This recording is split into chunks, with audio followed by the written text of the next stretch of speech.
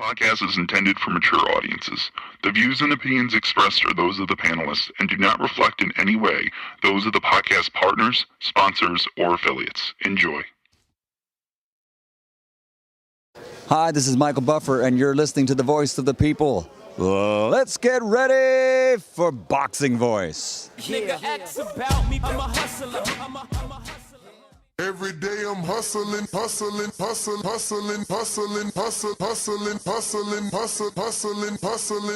Every day. At the end of the day, every cheater has their day. He has a good power, he has a good skills, but most of people think about him like he's untouchable. Look at him go! Oh my word, Bivol! Bivol was the best fighter since Floyd Mayweather. I'm gonna tell y'all the truth about Canelo. Motherfucker easy, man.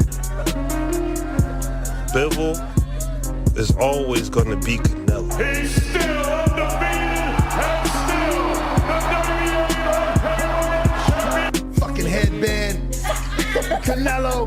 Bullshit. I wanted to see the dog in you, bro. The dog in you, because at the end of the day, if you a champion, you supposed to be the best. Sometimes it's funny.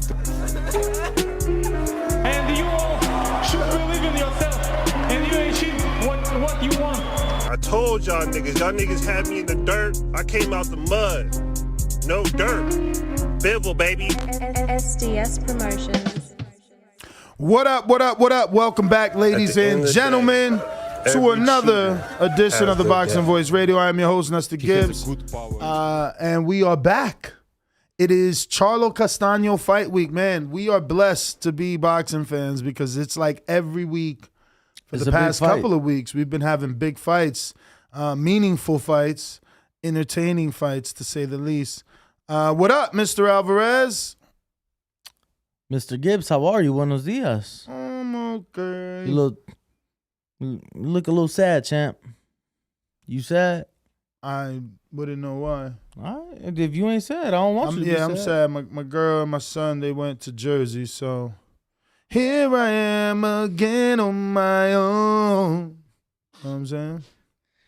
Just you and the girls? Just me and the dogs. I feel it, Me and the doggies. But you going to this fight, man. What could you tell us about the first one?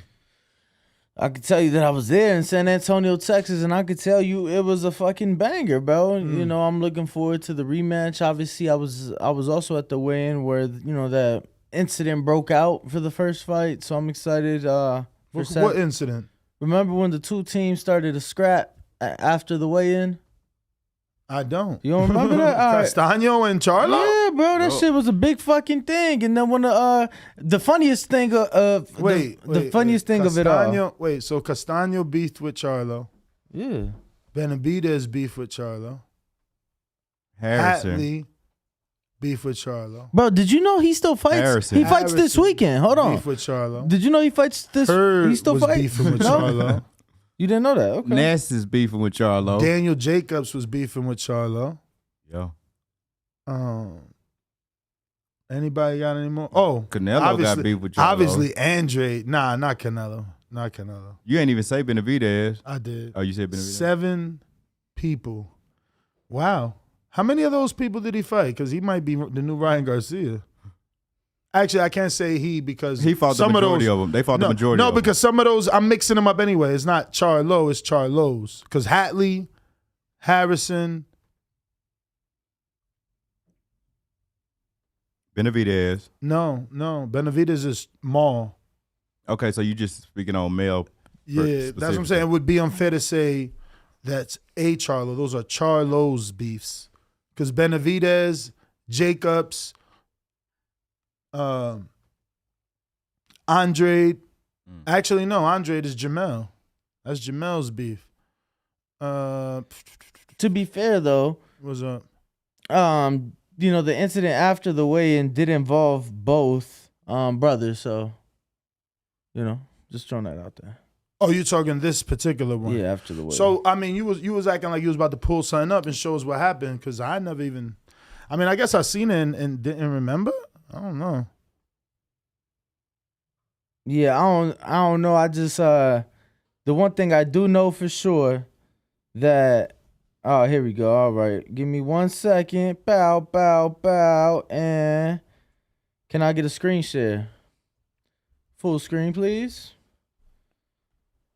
So, let me see. And I think this is where... Oh, so that's somebody's girl? They beefing with somebody's girl? Hold on. Right here. Because she was... He jumps off the stage. And then... That's Maul. Yeah, that's Maul. And then... Well, he's about to go argue with that old dude? Well, he was the main one, like, on Castano's side. You feel me? That was, like, his main, guy.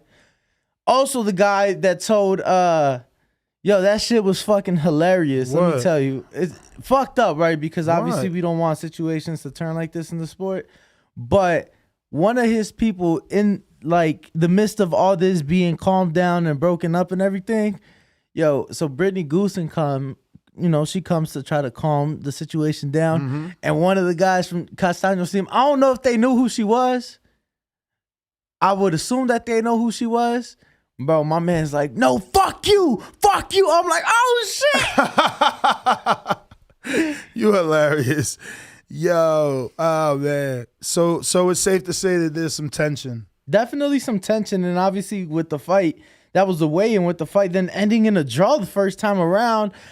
It already having been postponed. Charlo having suggested that maybe Castano wasn't indeed, in fact, hurt. So, I do. That's what I was gonna say. That there may be, I remember Castano taking to his Twitter saying that Charlo's just talking, and he shouldn't be saying that he pulled out and that he's hurt.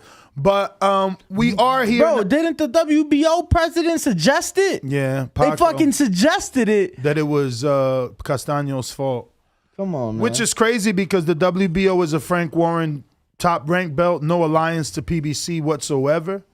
So that was pretty weird. But Charlo versus Castano. And let me tell you what else I'm excited about. What else? It's at the fucking War Grounds.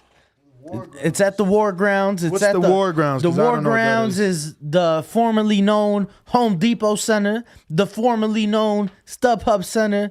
Now it's called like I don't fucking know, Dignity Health Sports Park. But regardless, it's the War Grounds, and I'm excited, bro. Any fights in Carson at the War Grounds are always exciting. Absolutely. Absolutely. So maybe not always, but this Saturday it'll be exciting, especially with Boots co-main event. So we're not here just to talk Castano Charlo 2. I mean, there's a lot. But of we do want to give them details about when and where you can watch it. But we're also here to talk about Floyd Money Mayweather versus Don Moore in Dubai and where you can watch it. I'll send Danny the link. No, so obviously the Jermell Charlo Brian Castano rematch for Undisputed is this weekend on Showtime, regular Showtime. Jerron Boots and his co-main event. Obviously, both Charlo and Castano respectively are each trying to become the first undisputed super welterweight champion in the 4-belt era, right? Winky Wright did it in the 3-belt era. So looking forward to seeing this fight. Like I said, once again, I was at the first one. Looking forward to seeing Boots and Castillo Clayton. And just excited to be there. We got 3 super chats we left out yesterday, and one of the mottos of the show is "No man left behind." So I'm gonna go ahead and read those 3 just so we don't leave a man behind. All right. And the first one is Julio Lopez with the $2 super chat. Says, "Shout out to my winos drinking on the forklift." The next one was Chuck Supremacy with the $1.99. Says, "Sign me up for Border Wars" with 2 boxing glove emojis.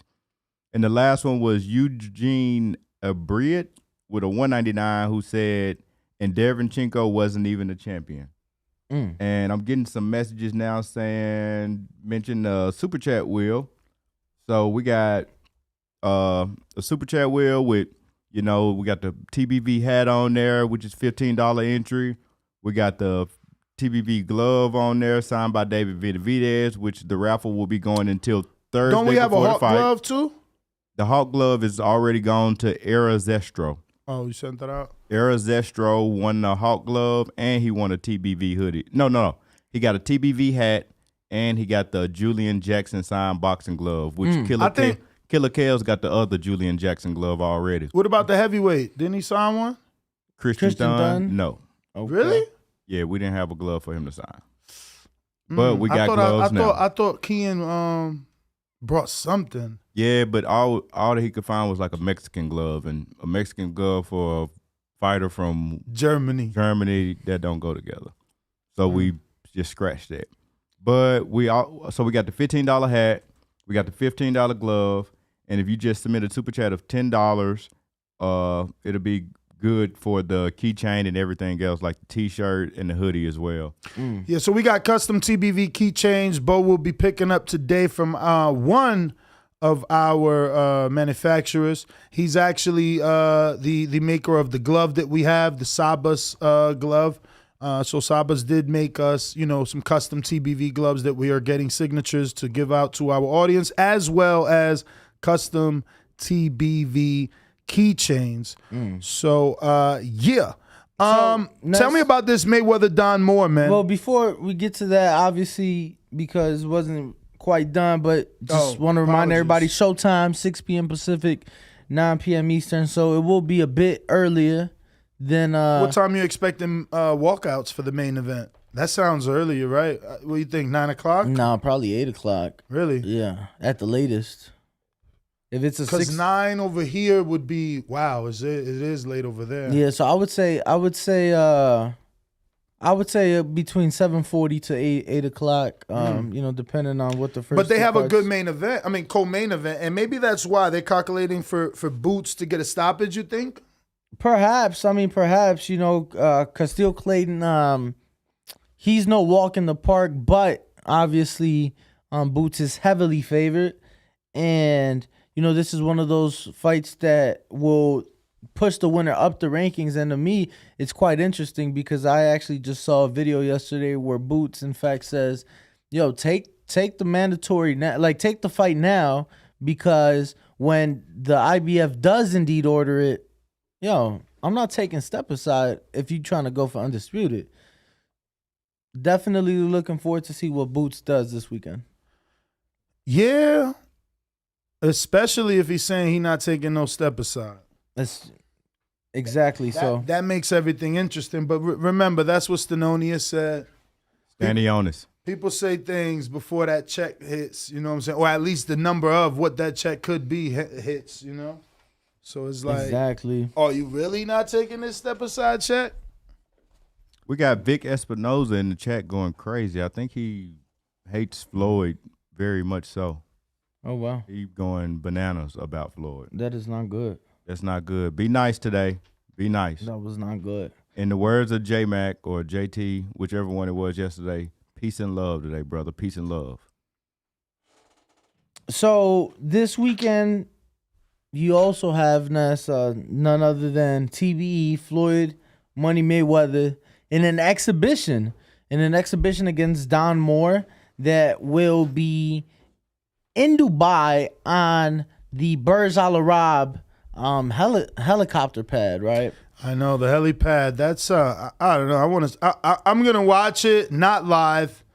IG status. I'm sure Floyd will get some sort of stoppage that'll be all over IG, and I watch it there to see how, because in my mind I have it made up that it's dangerous to be fighting on that helipad, that the wind blows and one of them dudes going skydiving. So it's ever since the beginning that it was announced, that's what I've been thinking. I've always had that fear. Even when AJ was up there doing pad work, I'm like, damn, that shit seems awfully high. Are they not worried for a gust of wind?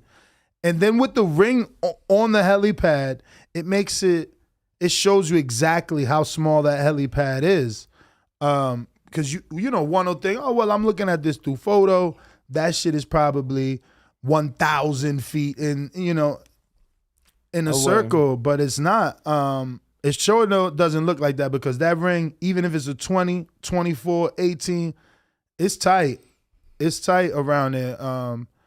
So I don't know. Yeah, I'm curious as to how and if they will even have people in attendance, because I doubt it. Because I've seen them discussing, if you can't make it in person, make sure to buy the pay-per-view.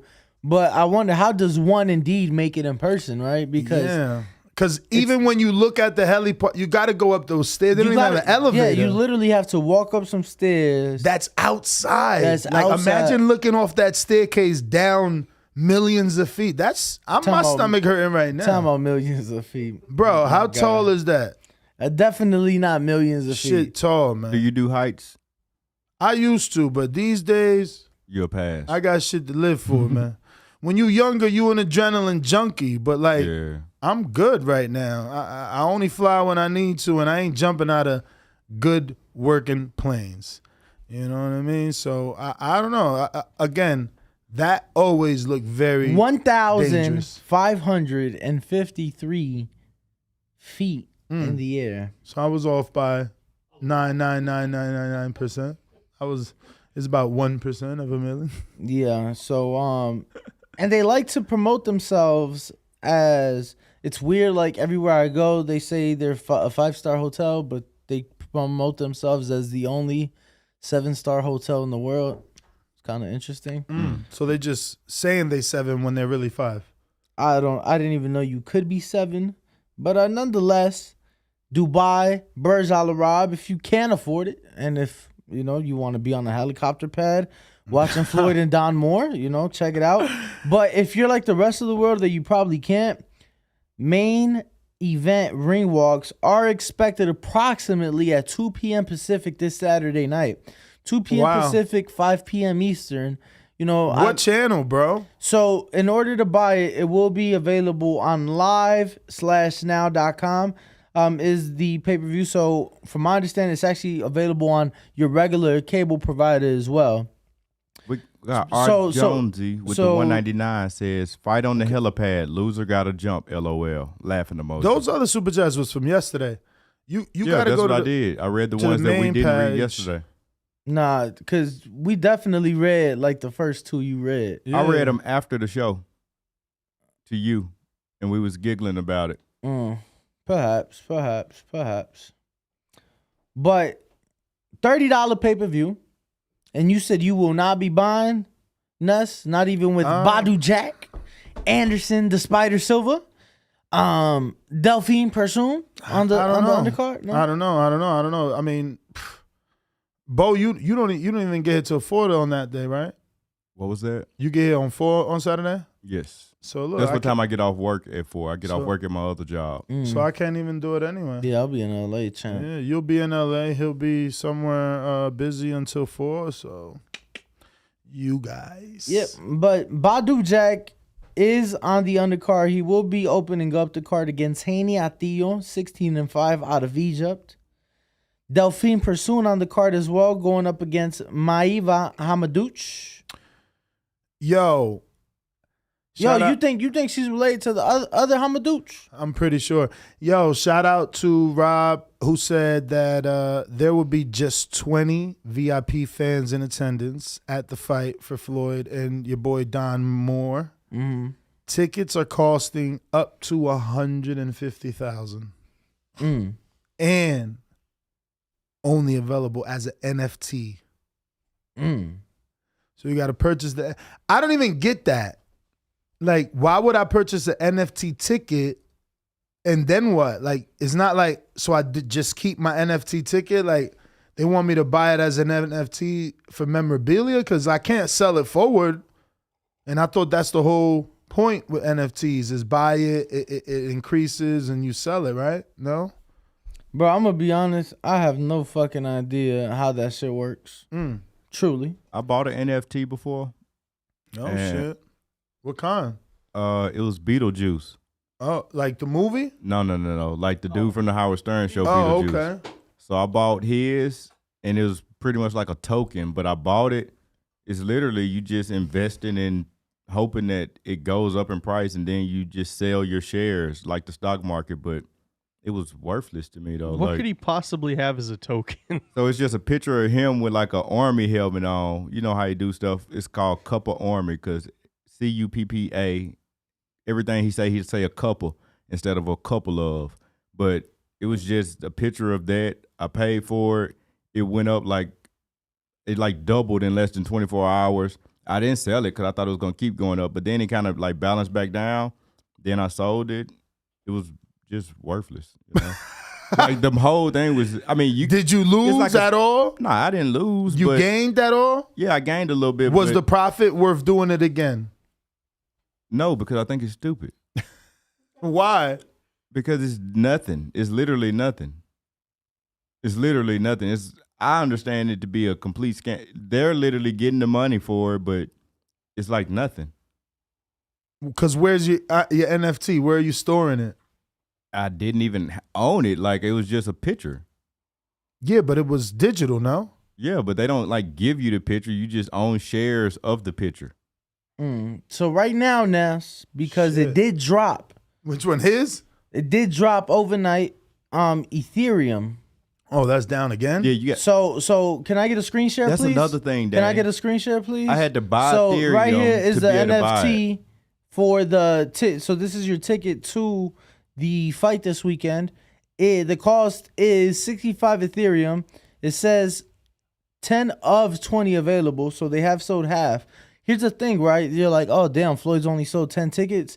Yeah, but it's 10 tickets at 65 Ethereum, which once you convert it is $143,134.35. So because he's part of Ethereum, he's forcing you to buy Ethereum so that he can continue to make Ethereum worth something. So most crypto, like if you buying NFTs, you're gonna have to have Ethereum to you like purchase it with Ethereum. So you're gonna have to buy the Ethereum with your USD, and then with the Ethereum cryptocurrency, you then purchase the NFT, which is necessary to physically attend the fight.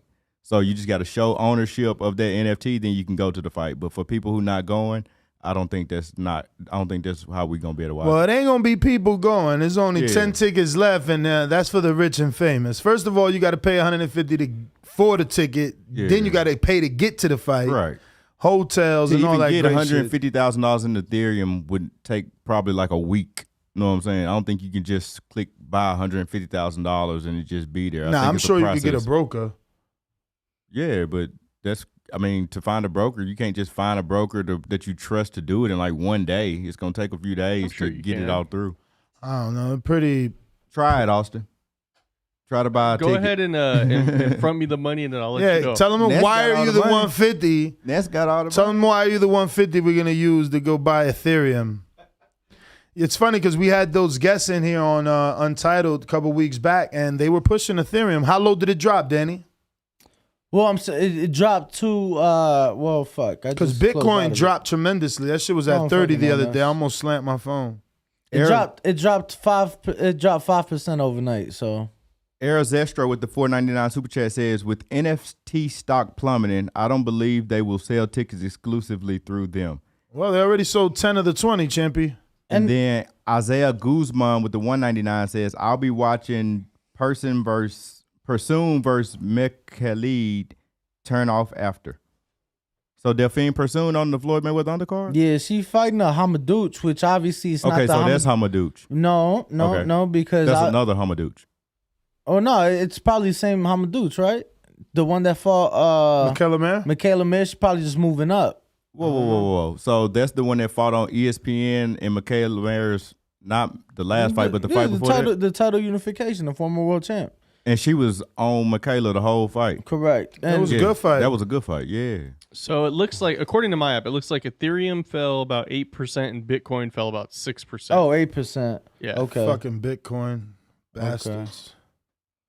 We got a $9.99 super chat from Jaime Nieto who says, shout out to TBV, Ness, Danny, and Oh Bo. my God. Been listening to Bitcoin dropped 7% since today. I got to Vegas when you were still in Jersey. Love the show. Keep grinding, homies. And we're going to spin the wheel that's so for Jaime unfair, as well. bro. That's legit unfair. Just get your dividend stocks. It's so much better than the crypto game right now. Oh man, let me see. Can I get a screen share, please? Yo, what would you do? Would you, if you lost more than half your money, would you keep holding? So right here, and I'm gonna answer your question. That's small, man. I'm telling you. Right here, they better give people parachutes. Parachutes, bro. A gust of wind comes, you're gone. That's a ring, and look at this. Look at around the ring. How much space? Look at the three. The 4 security guards. Oh yeah, it's 2 in the front. This camera was blocking me. Yeah, I thought it was 3. Boop, boop, boop. But there's 4, and look, they're not even far, bro. They're like 25 feet from the ring. There's no way that's 50 feet from the ring. No fucking way. Let me. We're good on the screenshot. Let me That try shit to. is dangerous. Let me try to get a different picture. Obviously, get different angles to see. But as you can tell, you can't fit many people. So 20 people. Yo, they have to sign some sort of waiver, right? Ness, Bo, what do you guys think? We need some tie straps. What do you guys think? Do you guys think that? Whoever's up there? Of course. Hell yeah. I'm telling you, Augusta win. That shit is real. Augusta Vegas win. Yo, let me tell you. I don't know if y'all seen that IG. You know what I'm saying? It was pretty viral. It's a girl running in during a hailstorm. She's running into a building, and behind her is her gay black friend with an umbrella. Yeah, you see that shit. I was a Mike and send it to me quick enough to show it to y'all. I bet. Let me see if World Star has this shit, cause hilarious. What you got, Bo? UK Rob said she's not fighting Hamadouche. And we got to spin the wheel for Jaime Nieto as well. Well, UK Rob, make sure to hit up Global Titans, as they are the sole promoter or co-promoter of this event, along with Mayweather Promotions, and they are indeed listing Hamadouche versus Boxrick says she's fighting Elhim McKellet. Bo, tell everybody what's on the wheel for the day. Again, we got the $15 David Benavidez glove. We got $15 TBV hat. We got the $10 Drink RX water shirt. And we got the $10 TBV hoodie. And also to spin the wheel, of course, it's $10. But we got the keychain on there as well. We got a smoke break on there for Ness and Danny. And we got Lose a Turn. No, I ain't smoking nothing. Carolina. Bo, why he said you smoking? Tell that boy don't lie on your name. But while you playing, his phone lighting up over there. His mama calling now. You know, you had to give it a couple seconds because of the delay. But nah, I could. If I wanted to smoke, I could smoke. I used to smoke, but it just dumbs you down. It does dumb me down, and I'm self-aware as well. Like, and the people around me, I like to help people around me as well. So I'll do better if I don't smoke and look out for the people around me and myself. Let's go. I'm gonna spin this wheel for Jaime Nieto. Let's see, could we help him out? Oh shit.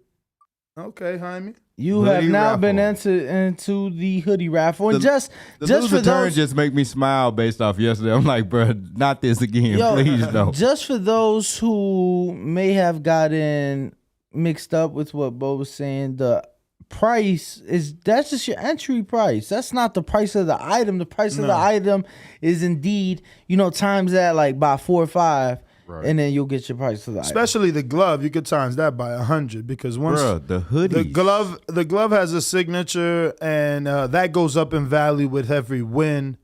And we're all expecting him to win against David Lemieux. Is that the 21st? No, 29th. When is David fight? Oh, the 21st. That is indeed next Saturday. All right, and once again, they're back in Phoenix now, right? Yeah, they're in Phoenix. Yep. So I just will remind everyone that those items up for raffle are if you super chat those certain amounts. You do not have to, but since you do, we give you an opportunity to win some official swag. You do not have to. You can keep doing your $1 messages and get your point across that way. But if you want the wheel spun, then you know what to do and how to have some fun. And we actually need it spun 2 times because it looks like Erizestro and Jaime Hernandez both want that wheel spun. Erizestro sends nothing but the $10 to spin the wheel, and Jaime sends 20. Spin it for me, fellas. Let's do that for Erizestro first. See what you get. Do we read Big Matthews 179 quid says global recession, crypto will crash. Cash out now. I'm not gonna and he's in there. That's wait. Era. That's Era. So Era, you know what you gotta do. Give me a clock Eric gonna have all the gloves. He gonna have a house full of boxing. So, Eric, you got to send in $5 if you want to be in the David Benavidez glove raffle, because it is that price to be in that raffle. You know, raffle ticket costs $15. We're gonna go to the next super chat, which is a $20, so he can get in every single thing, and that was from Jaime Hernandez 7. Shout out to the Jaimes coming through today. Is that the exclusive hat? TBB hat. That's that $60 suede hat, right double-sided suede, red on the inside, boxing voice all up in the inside too. Let me just quickly show you. This one is mine. Is this mine? No, this is not mine. Nah, that ain't. I took it. Do we have washing instructions for those hats? Because mine on Thursday got real sweaty from setting up the studio at the Benavidez house. Yeah, I sure was gonna ask. Cold water and a rag. I never washed a hat. Yeah, I sure was gonna ask. Like, but I did see things like as I was growing up, like little cages that you put your hat in so they don't fall apart when you wash it. And they don't get all like, allegedly they're not supposed to get all soggy looking, but I don't believe that. I don't believe you can wash that without damaging. By hand, perhaps? Absolutely. Definitely not. But even if I were to wash that by hand, how am I cleaning the socks part? Whatever solvent solution I use, it's going to soak into the stitching in the white, and it's going to change that color. I would never. I would never. The most I would do is cleaning inside of the brim where you sweat. Absolutely. Absolutely. That's it. And I guess... And I'm gonna be get honest, yourself a lint roller, and maybe dust the brim. Try to wipe the brim because you always grab it, but like that's not recommended, bro. Buy a new hat. That sounds like a lot of trouble anyway if you fucking washing your hat. Or Google that shit. Google that. Nah, I'm gonna be honest, bro. Everybody believe in Google. Google that shit. I'm gonna be honest, bro. I got probably more hats than anybody in this building combined. In this world? Definitely not, but yeah, I don't wash my hats. Are you like the Fat Joe of hats?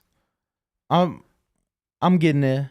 I ain't. You gonna have a yet. walk-in closet for your hats in glass cases?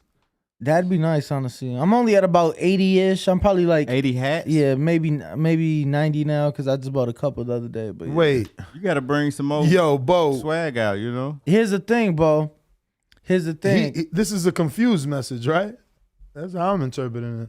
Nah, so he gonna spin, and if he wins some, his address already there. Oh, so you think that's just a confident message? Confident. All right. Well, we have Carlos Wilches, who says for the spin, and he sent his address. That's how confident he is. Let's go. Fat $20. So, I wanted to, today I was going to also talk about the Ryan Garcia Pitbull ordering from the WBC. It looks like, Carlos, you're in the raffle for the hoodie. So yeah, I wanted to talk about that. Actually, Danny recommended us doing the whole show on that, and I didn't mind it, but I felt like we would disrespect Charlo Castano. It's already Wednesday.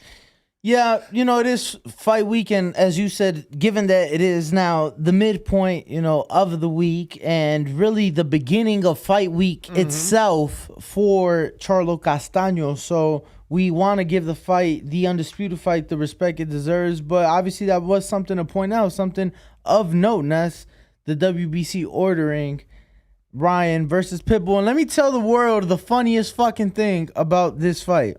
What's that? That maybe 30 minutes prior, Nestor says, if the WBC orders, and who were they going to order? Who'd you say? I think Shakur versus whoever. Yeah.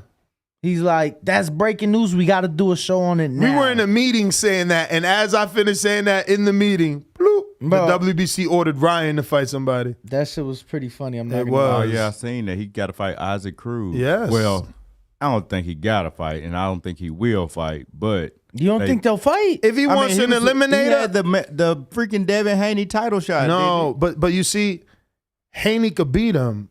Isaac can't.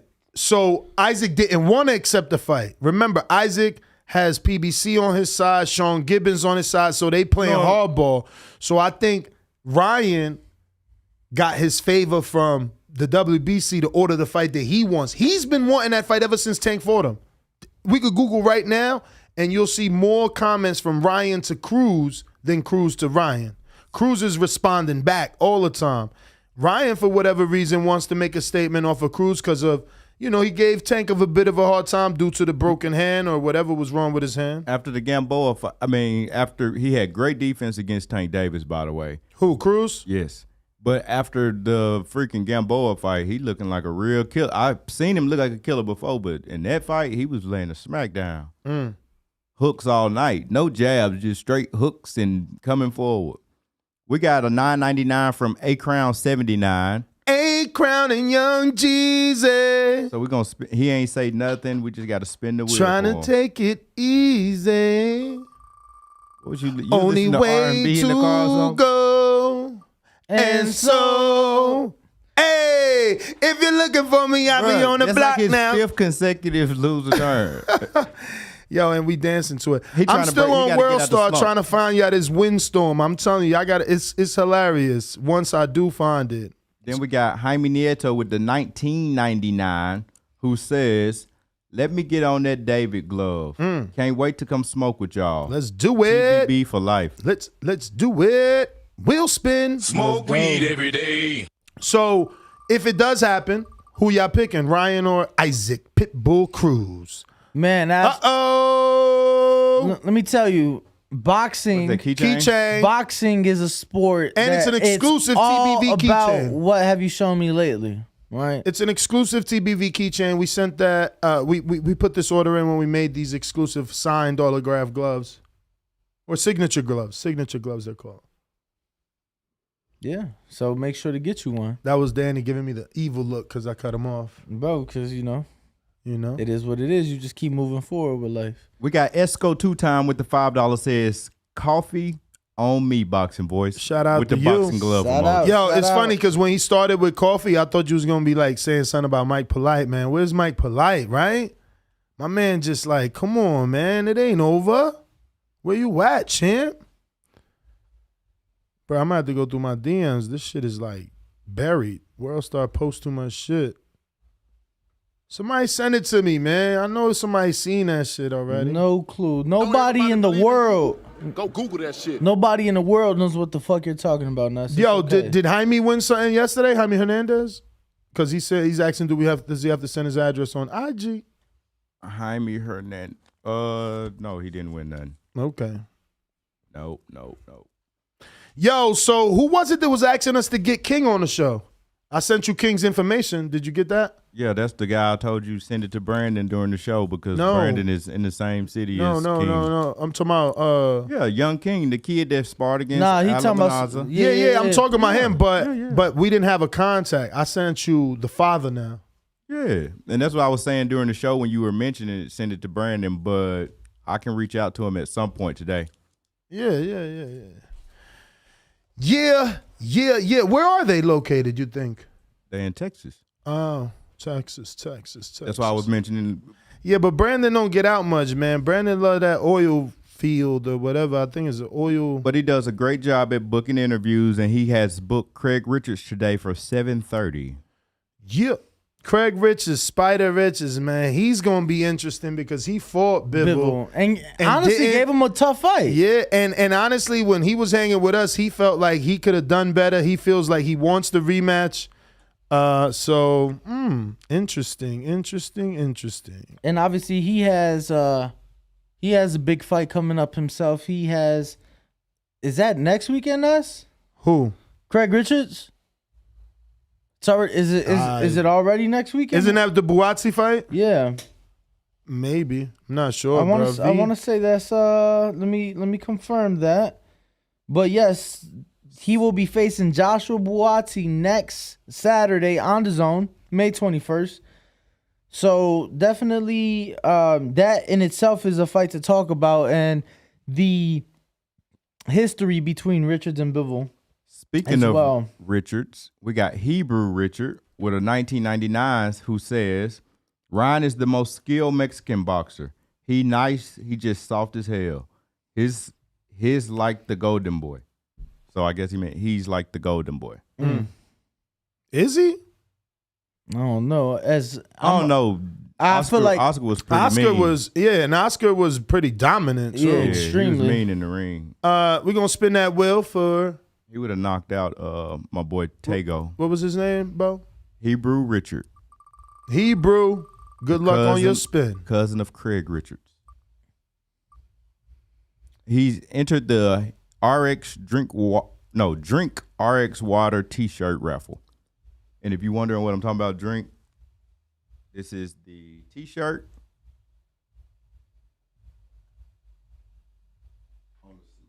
Got a little on a bit of sleeves. You know what I'm saying? Both sleeves. Got the Drink RX Water there. Yep. So you entered into that raffle, my man. It's Hebrew Richard. Excuse me. Saludo. Excuse me. But yeah, so man, Ness, it's funny you were saying how like the last several weeks we've just every weekend has been good fight after good fight after good fight. And you know, that'll be the case moving forward, at least for the rest of the month, right? This weekend, obviously, we have, let me tell you, there's 3 fight cards in the LA area. Zurdo Ramirez, right? He'll be fighting in Ontario, California on Dazn. Charlo obviously fighting on Showtime in Carson, California. And then we got Sergey Kovalev, Kubrat Pulev, and the Vargas trio. They'll be on Triller at the Forum in Inglewood this Saturday night. So definitely a lot of boxing to watch, not just this weekend, but shit, every weekend it seems like at this point. David Benavidez next weekend alongside Craig Richards, 2 separate cards. So a lot of boxing to watch. So don't you guys go anywhere. You guys got to make sure to subscribe. You guys got to make sure to smash that like button, and you guys got to make sure to hit that notification bell, because there's so much boxing that y'all can't keep up with it without TBV. It is what it is. So I know you're not gonna like this, but did you give us your opinion on whether or not Ryan wins? So I started to because boxing is the sport that, you know, it's what have you done for me lately. I feel that fight as of right now, given Ryan's performance against the Go and Pitbull's last performance a few weeks ago in Dallas, I would make it a 50-50 fight. So no, I don't have a pick for you. I would say that right there is a 50-50 fight, Ness. Wow. 50-50 with Ryan Garcia. 50-50 with Ryan Garcia. You know, that is some pressure, though. I don't think he's dealt with that type of pressure.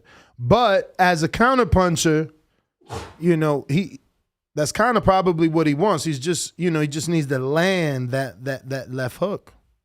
No, he needs to obviously land it, but I don't think it'll be that easy. You know, like I said, I wasn't impressed in the to-go fight, and I get that he was coming off of a layoff. But, you know, so was Errol Spence. And Errol Spence was able to be great in the ring and able to shine. So because of their most recent performances, like I said, it is a 50-50 split down the middle fight for me. Well, are you going to try to watch the Floyd fight, or are you going to just wait for IG? Yeah, no, I'm gonna try. I might just order it, honestly. $30, why not?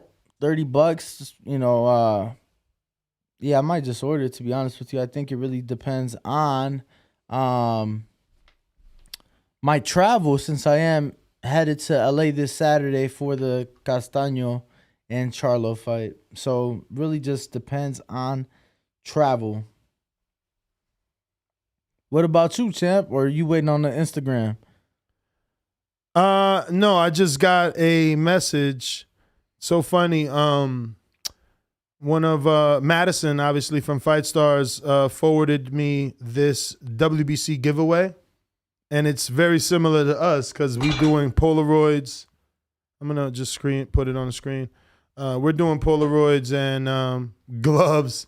So that was very... You know, it was a coincidence.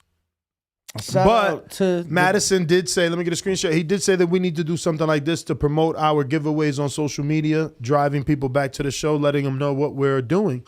So, Jemmy, if you're listening, we need one of these. This says giveaway with the sign, picture of the sign, or Benavidez glove, the hoodie, the hat. What else? We got the keychain. What else? I mean, shit. So As many of right now. Right now, obviously Polaroids autographed by each and every guest that walks through these doors to the studio. We have shirts. We have what else we got, champ? Obviously those keychains on the way. We will be taking pre-orders on those slides, correct? On the slides. We will be taking pre-orders on TBV slides that are not in yet, but we'll get that in to show off. And yeah, so definitely some cool gear on the way, some cool merch on the way to be able to support and rep TBV wherever you go, wherever you are. Most of that is here. The only thing we have to pick up today is the keychains, which are also here. They just took the gloves to make sure they get signed by David that day. All right. 8 Crown 79 with a $10 super chat that says, "Good morning, TBV." Fire emoji, fire emoji, fire emoji. Good morning to you, brother. Let's spin that wheel for him, Ness. Who's that? 8 Crown 79. Damn, 8 Crown and Young Jeezy back? Shit. Yeah, that's 2 in a row already. So let's spin Let me get that wheel spin. Good luck, my friend. Good luck. Uh-oh. Not today. Not today, not tomorrow. I wasn't fucking with you, champ. That's fucked up. Fell on lose a turn. Damn, this shit really like Jeopardy. Yeah. All right. Listen, it's a gamble, man. It's a gamble. You know what else is a gamble, Nuss? I don't know. What is? A gamble is these people. Which people? People like me who were young and didn't know any better. When I was younger. Okay. Didn't know any better. And, I tried to do the taxes on my own, bro. Fucked my taxes up. So then I had to go call my peoples, the tax doctors. And they were able to help me. But had I called them from the beginning, I would have never been in this situation. And I don't want anybody else, any of our listeners, definitely don't want any fighters to get into any tax issues. The IRS is nothing to play with. So if you seen what happened to Wesley. You see what happened to Who Wesley. else went to jail, though? There's a lot of people go, Ja Rule. A lot of people go to jail for tax evasion, man. They be tripping. Didn't Will Smith go to jail for? What? I think he. How dare you? I think he Not went for Will. taxes. Not Will. I believe so. I'm just joking. I'm not sure if he did or he didn't. I'll look into it. I think if I remember I'm making this face because this is the first time I'm hearing about it. So really, I remember George and I covering this on our old show. So I remember. I'll look it up. Though. No, I mean obviously if you guys covered it. What was the name of your old show? The Lukewarm Cinema Podcast. It's no longer around, but. The lukewarm. Yeah. So you guys weren't hot. You were just lukewarm. That's the point because we weren't like movie experts. We were just 3 best friends watching movies all the time. Well, look, Ness. Danny. You don't want to end up like Wesley or Ja Rule. That's right. Or possibly Will Smith. It depends. You got to call my people's the tax doctors 833 TBV TAXX. So that's tax with 2 X's. Once again, 833 TBV TAXX. Give them a call, get some help, and get your shit handled. Yeah, man. Tax doctors will help you out. You don't want to be owing Uncle Sam because then you ain't even gonna get no return. That's for sure. They're gonna snatch that, garnish the wages, all that bad stuff. And it ruins your credit too. You don't want that. Definitely don't want that. Nah, it's credit is so important as you get older too. It looks like Will Smith admits he didn't pay his taxes on Fresh Prince income. So I was wrong. He didn't go to jail, but he did it. Like he did straight up just not pay taxes, and then he said he owed $3 million. Oof, dude, how do you do? I mean, I guess, and the thing is that the interest is so high. Like if you don't just drop it. You pay $1 million on that 3, you turn around and that shit back to fucking 2.5 and shit. It's like, I don't know, man. That's dangerous. But looks like we got another super chat. Yes, we do. We have Kanechi Bear with the $10 super chat. It says, loving the show. How do I contact you guys to provide headphones to the show? 17-year-old boxer from the DMV. Well, bro, shout out to you. He must got them panda headphones or something because he put the panda emoji. Yeah, you got your own headphone line? What Bro. you saying? Tell your dad to reach out, though. You only 17? Yeah, hit us up. Well, have your parents hit us up if you are 17. You know, Yeah, but if you a boxer, hit me up in the IG. I want to see what you got. The boxing voice. He says his name is Kenchi Bear. Kenchi, isn't that like sounds like some karate shit? It does sound like some karate shit. Damn, they say Ice-T is like 68? I don't know, is he? Are we gonna spin the wheel for? Absolutely. We gonna spin the wheel for you. That way, hopefully, we can like do an exchange. Like maybe you win like a hoodie or a shirt or a keychain and damn. Definitely a keychain. Fuck, bro. Nah, bro, that's smoke break, bro. No, it's definitely a keychain. Fuck, man. All right. Just making sure. So, can't you bear you are in the raffle for a TBV customized boxing glove keychain. And Brandon Lenz, bro, you don't know how to pronounce these people's names. You never met him. How you telling me how to pronounce his name? Never met the guy. It's my friend. I know how to say his name. Shit. All right, so let's get out to these phone lines, man. Absolutely. Let's get out to these phone lines. Let's do it. Looks like we got Mr. PBC on the line. But before we get to him, Ness, we got some messages. Yes, we do. Shout out to Danny. He already knows the...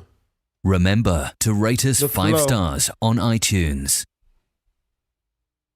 Subscribe to youtube.com/theboxingvoice for the latest and greatest interviews with your favorite fighters. Yes. Make sure to subscribe as we are only 377 subscribers away from our goal of 140,000.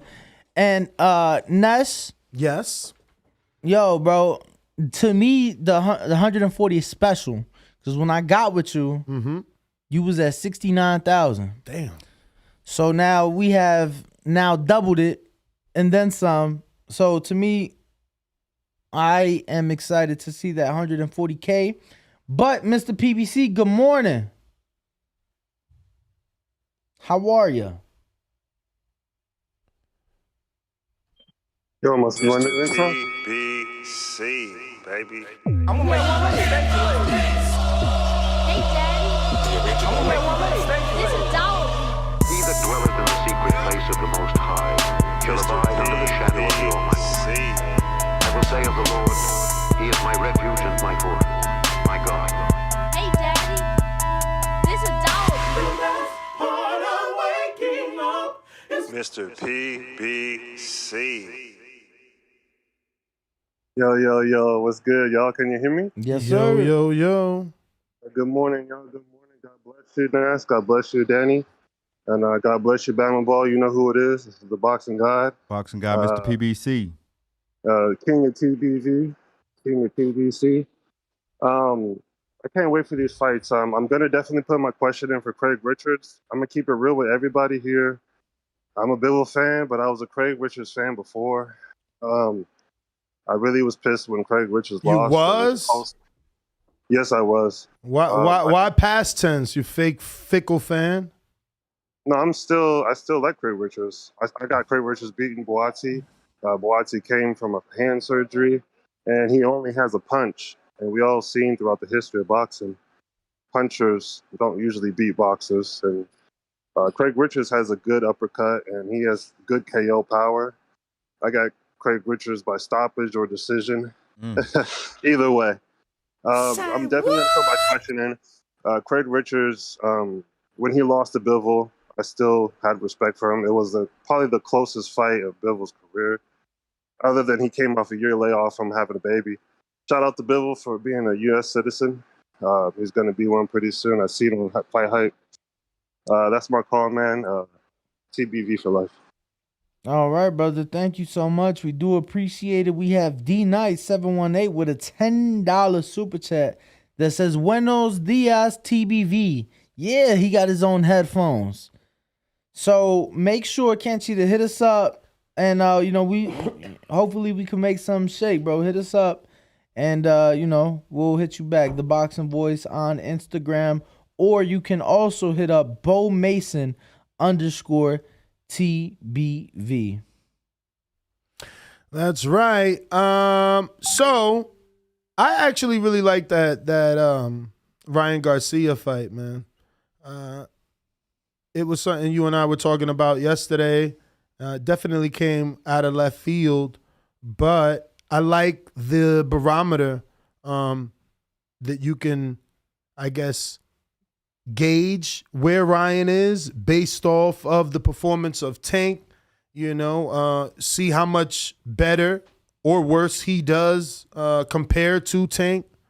And Pitbull looked very good versus Gamboa. We got a guy like Devin that is highly skilled and couldn't do that in the amount of rounds that Pitbull did it.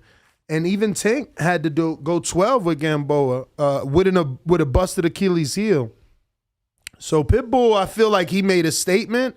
I know that there's some people in our community that feel like Gamboa doesn't win rounds and he's just there to like fluff up a person's name at this point.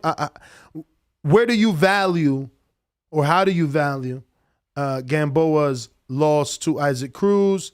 And what sort of credit are you giving Cruz for it?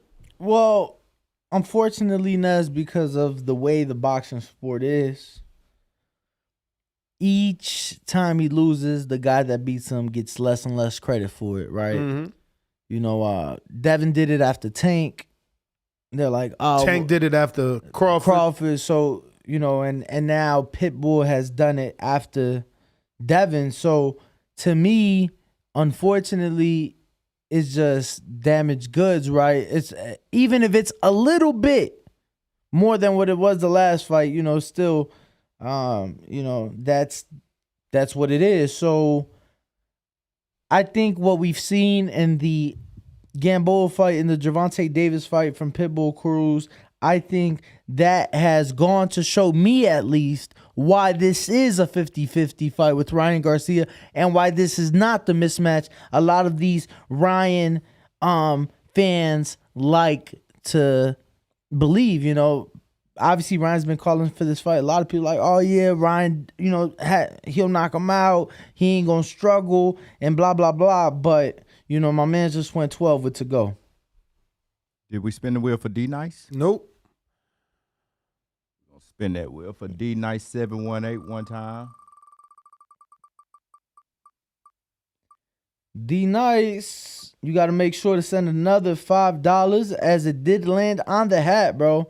That is a $15 entry. So if you want to throw your name in the hat giveaway, make sure to send an extra $5. Hebrew Richard with his $10 super chat. He says, please answer this. Mm-hmm. Would Bivol be favored versus Benavidez, Charlo, Boo-Boo?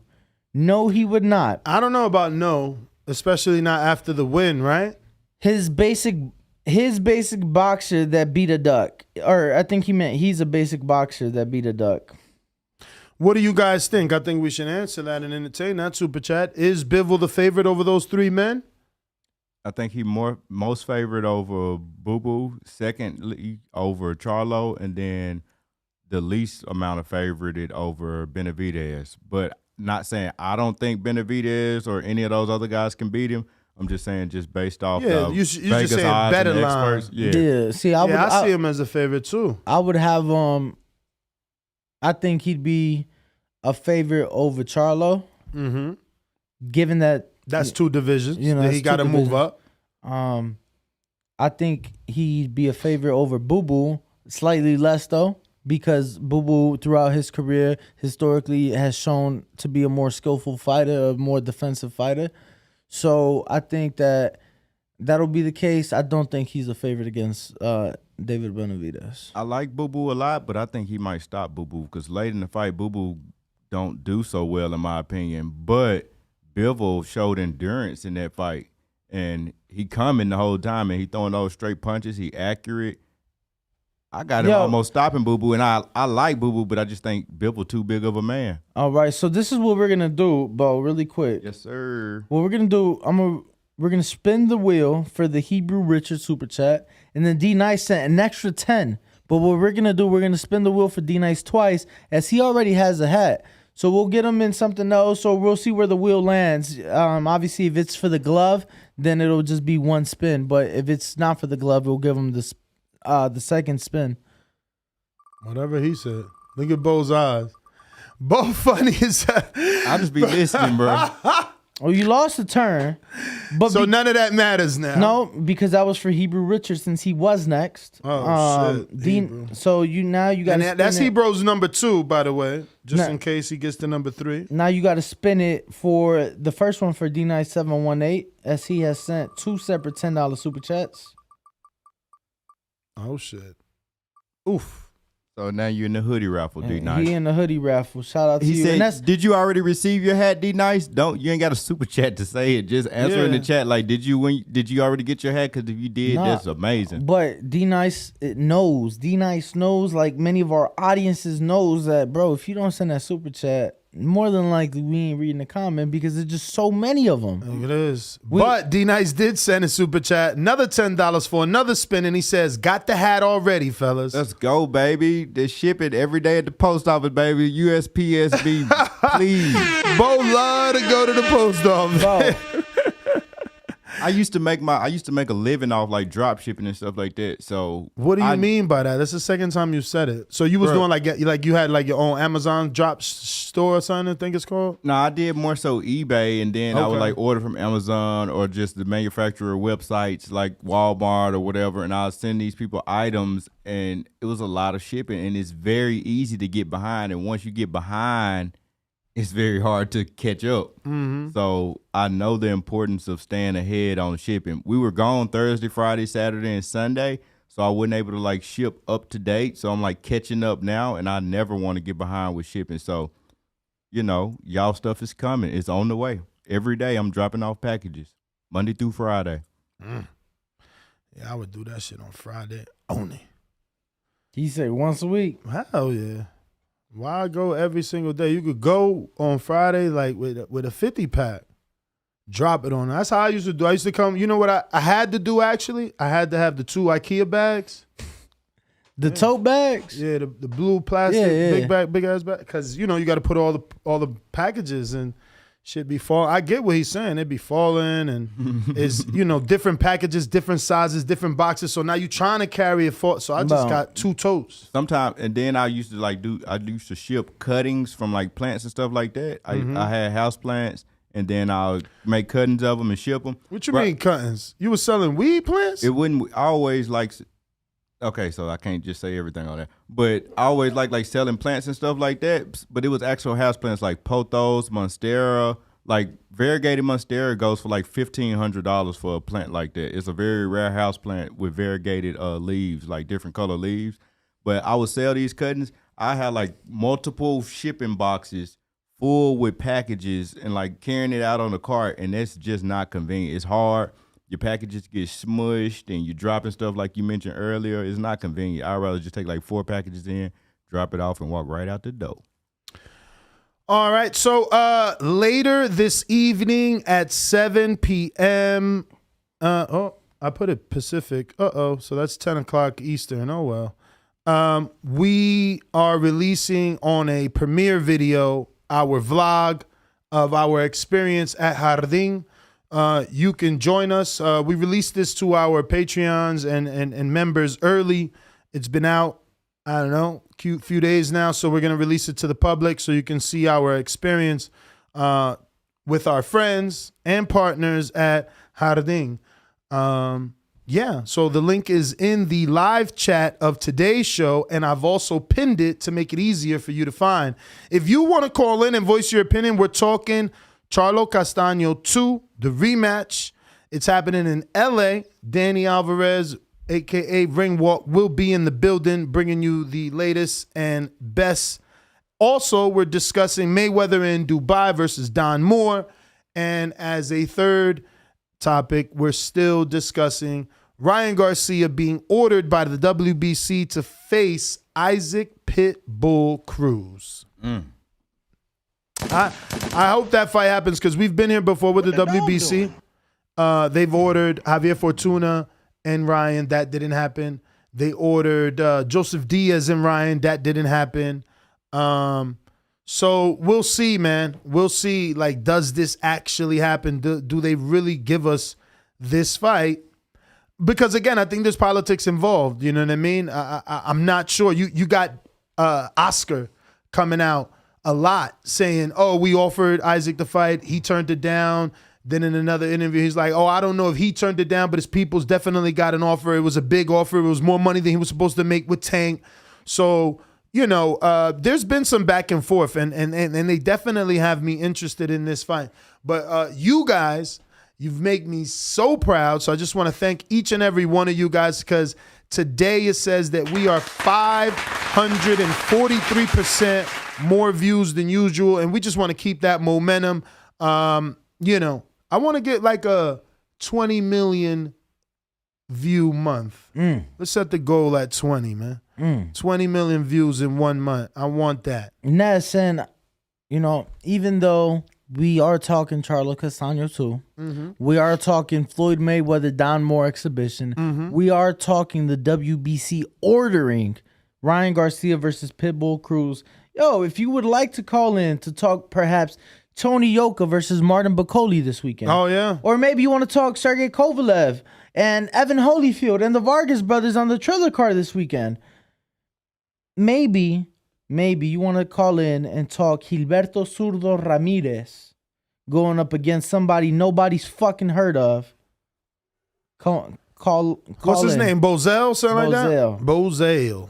And your man's in a co-main event on that card, so I'm sure you'll be tuned in, right? William Cepeda. So, given that I'll be gone covering the Fight Nest and you'll be here in studio calling the fights, what fights can the people look forward to this weekend? Because there's so many. There's too many. What fights can they look forward to? Well, I'm looking forward to Jaron Boots Ennis and hoping that he continues to make a statement. See, this is why listening is important. Oh, shots fired. So, Bo eye just opened up again. What fights? You have to get some glasses. Nah, I'm What not fights? high. My eyes. I ain't say you high. Anytime some slick shit gets said, your eyes just react. It'd be like, yeah, because I listen with intent. So I'm listening and I process. So I'm like a very alert. So speak. Bro, I love Danny. it. I'm listening. He putting his visual force into paying attention. Yeah, like I be listening. I be wanting to know what's said. I process all that, bro. I just want the people to be fully aware of what fights they can expect to be called here, Fight Chats, this weekend on TBV. So many fights. You can only do but certain ones, right? So which ones will you be doing, us? We got Tony Charlo Yoka. Castano. So during the day, right, we got Tony Yoka versus Martin Bacoli on ESPN Plus, and then we have obviously the Floyd Mayweather pay-per-view in Dubai. So those will be during the day, right? So can the people expect anything from either of those two fights? Are you going to be here? What time is your flight? My flight's at like noon. Okay, so we could do a morning show. We could do a morning show. It wouldn't be a fight chat. It wouldn't be a fight chat, but we could do a morning show. No doubt You're about going to be rushing. To do a morning. I will never in my fucking life be Russian. I will always be a Mexican American. Especially after last weekend. Especially after last weekend. Don't you ever say that. The only way you can make it is if we did a 6 to 9 and hard stopped at 9. Bro, we can do it. Actually, and then what time is takeoff? And then when I get to LA, I'll get to my room and I'll join the fight chat. We can do. What time is? Promise you'll do that. Promise me you'll do that. Because I was expecting you at the Shakir fight to like zoom in or tap in because it was a little bit mentioned about. Yeah, that. no.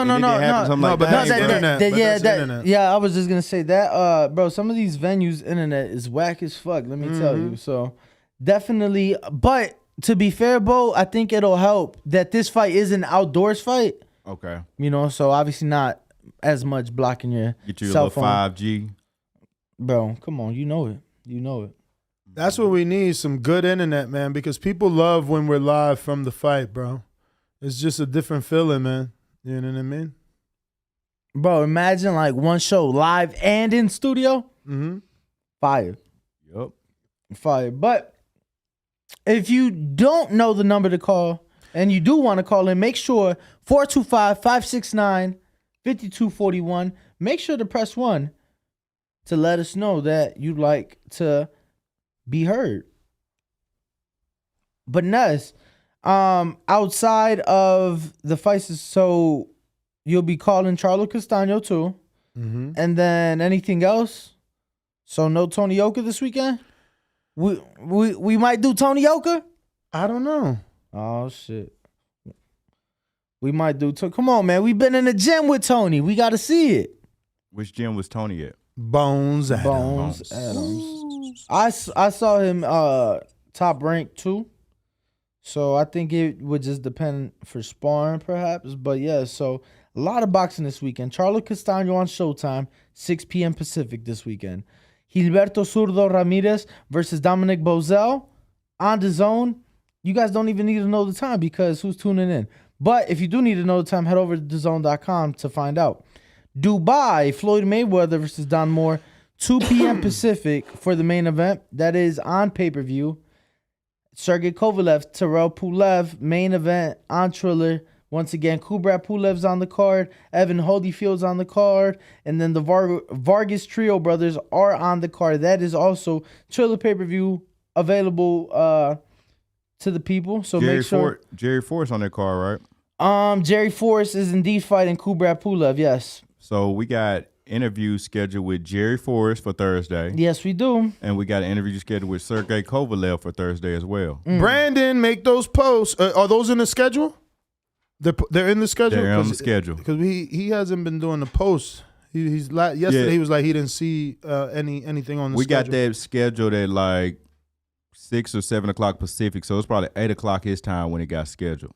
So it's been up for maybe about 12 hours, but it was sleeping hours though. So definitely a lot of boxing, a lot to talk about. Make sure to call in. Once again, 425-569-5241. Make sure to press 1. And Ness, I haven't even mentioned all the cards this weekend for my people who may have seen them here or just may be interested into, this world of boxing.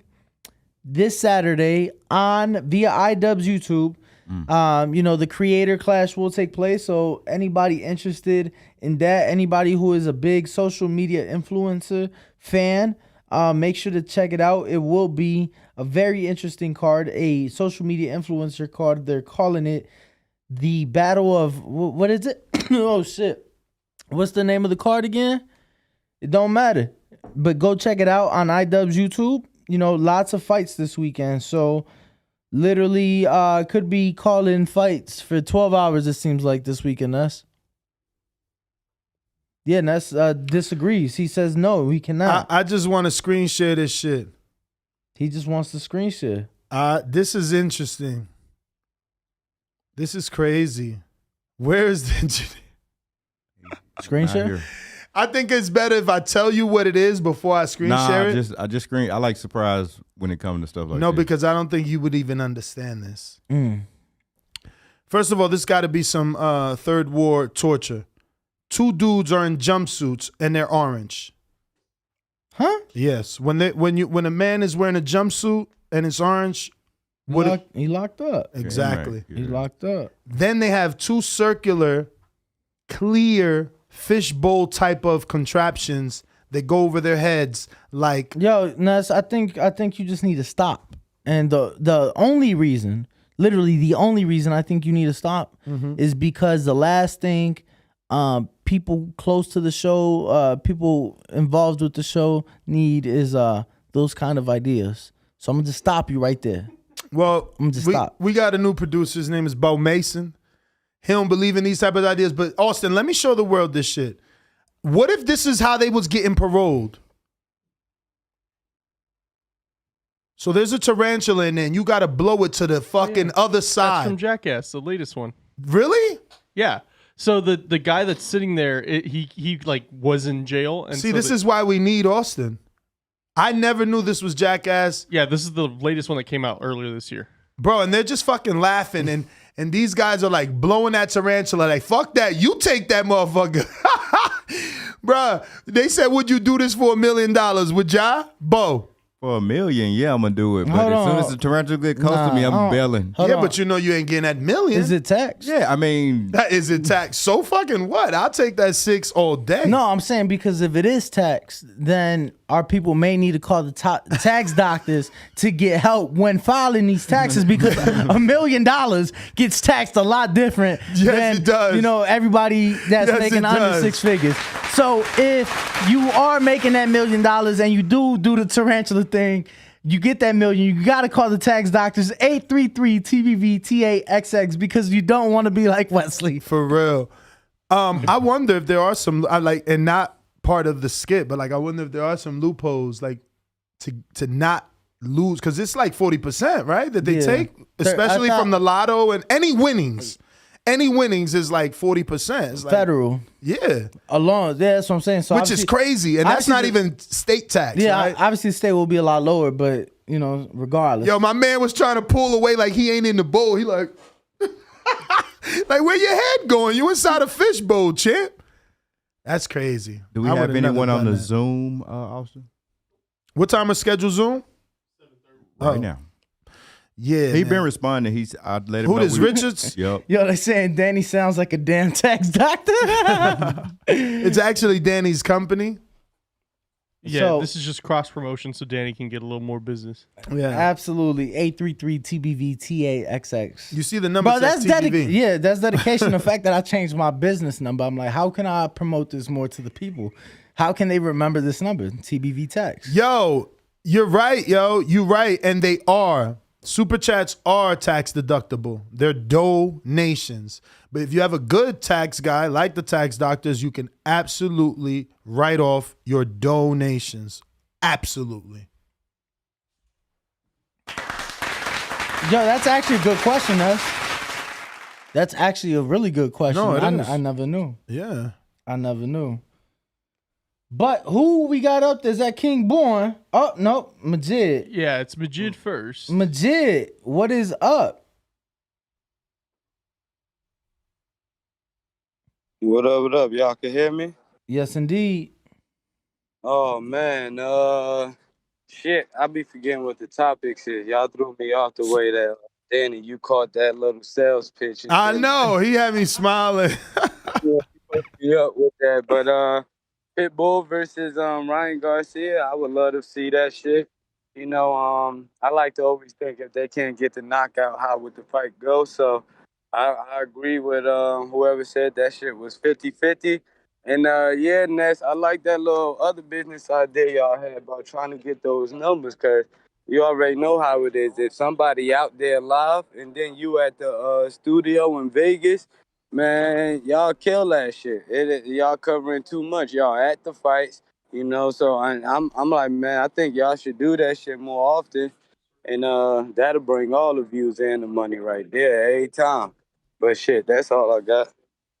All right. All right, Majid. Thank you for calling in. Scared of Zuldo. Zuldo's fighting Bozel. Like, I don't think anyone is scared of Zuldo. It looks like Friday we are going to be having our betting expert. We're trying to figure out a time, see if we can do it this Friday or next Friday, but we finally found someone. He's so good. He is in the Circa every day doing sports betting for the Circa officially. Hold on, Ness, because for those who don't know, Circa is only the biggest sports book in the fucking world. Oh. It looks like we got Craig Richards in the building. We'll be back with that particular announcement in just a bit. But keep in mind, moving forward on Fridays, we should be having our betting show back with an official Las Vegas bookie. What's going on, Mr. Richards? How are you? You got to unmute. You got to unmute. Is that better? There we go. Perfect. There we go. Live and kicking. How are you guys? You good? Spider, good morning, bro. Well, it's afternoon out there. How are you, bro? Yeah, man, I'm good. I'm good. When we going for some more sushi? As soon as I'm back over, I might come back over after this fight. Nah, bruh. Nah. I want my $40. I don't care if it wasn't true. That's your man's in them. Nah, I told you not to clear that. I made sure I paid. Yo, next time he come to America, I'm gonna tackle his big ass, bro. What? You should have wrestled him. You should never let him slide. You should have made sure. Man. I told him to give you the 40 before he leaves. Didn't he settle it? He G-checked Ness is what happened. he robbed me so he could tell people in the UK he punked an American. Don't worry, I'm gonna take him some food when I come back over to clear his problem. So Craig, man, obviously you seen Saturday's fight, man. I know you got your fight, but you had to been chomping at the bit like, fuck, man. Like, I did better than Canelo. Yeah, 100%. Do you know what? I always knew Canelo was good. I'm just glad the public seen how good he was. I think, like, before, everyone was talking about how good Bivol was. And in the way, obviously, me and him had such a close fight, half a round, innit? Everyone then dismissed how good he was rather than gave me the credit. But then I think you can't dismiss his ability when he beats the likes of Canelo. Mm-hmm. What were you thinking to yourself watching that? I thought, wow, yeah, he is as good as I thought he was. He's brilliant. Like, as I said to everyone before, he's got very fast hands, good feet, and I believe if you ain't got a good jab, good feet, then you're going to be in no man's land with him because he's a very good fighter. Obviously, I had the assets to keep up with him, but it showed Canelo clearly didn't got frustrated because he's got a good defense as well. And I was just thinking he boxed a perfect game plan as well. I'd say, like, he stuck to his game plan. He stayed very disciplined, never got flustered like other people when Canelo starts loading up. I was impressed with him. So watching that, man, hearing Bivol now say like that he wants to come down to 68 and challenge for Canelo's titles. What's your thoughts on that? Yeah, I think he should do it. Either way, that way, if he does it in, like, I don't know, August, September, he goes and boxes him September, the time we finished with our winner, I'm ready to go for the WBA after, obviously, I win, God willing, 21st. Then back in, we can go fight for that super WBA world title, me and Bivol at light heavyweight, then we know where we're at, you know, rather than Canelo trying his luck again at 175, which you can see he's not big enough for the weight. Give Bivol the opportunity now to fight for your titles. He gave you the opportunity to fight for his. Give him the opportunity to fight for yours now. Craig, I got to ask because we have seen it, not something that happens often, but if Bivol comes down to 68, what would your thoughts be on his belt being on the line as well? We saw that in the Gervonta Davis-Leo Santa Cruz fight where the fight was at 30, but the belt at 30 and 35 was on the line. What do you think about that? Should Canelo's undisputed, obviously if they fight at 68, his undisputed will be on the line, but should Bivol's title be on the line as well? I think unless they do it at a catch weight, 172, 173 or something like that, then put all the belts on the line. But you can't do that because now you're over the super middleweight limit. Now you're over the limit, so you can't, win those super middleweight titles. So that's how they did it for Gervonta and Leo Santa Cruz. They did the fight at 30. Leo had a belt at 30. Tank had the regular BA at 35, and both belts were on the line. So if that is the case, would you be opposed or against, or what are your thoughts on Bivol's belt at 75 being on the line if the fight's at 68? I won't be completely against it, but I would be a bit. I think that he didn't put he's just put his gold up for grabs for the last fight. So now flip the script and you put your gold up, because it's not like it's just one fight, winner takes all. You're having two fights. You had the opportunity at my weight. Give me the opportunity at your weight. You come short. I kept my belt. Now I'll come to 168 and challenge for your belt. And then if I win, then I get the belts. If I don't, I come short. I'll go back to my weights and we get on with our career. You got your titles at 168. I got my title 175, and we can crack on down our path to say, all right, look, I was better man at my weight. You're the better at your weight. Let's continue being champions in our own weight. It's not fair if a man's put his on the line twice and you've only put it on once in two fights. Take one turn each. Dimitri Bivol made it clear that he will gladly give Canelo a rematch, and he should after that performance, right? Because he looked great. But he said he'll give him a rematch, but he says he wants respect.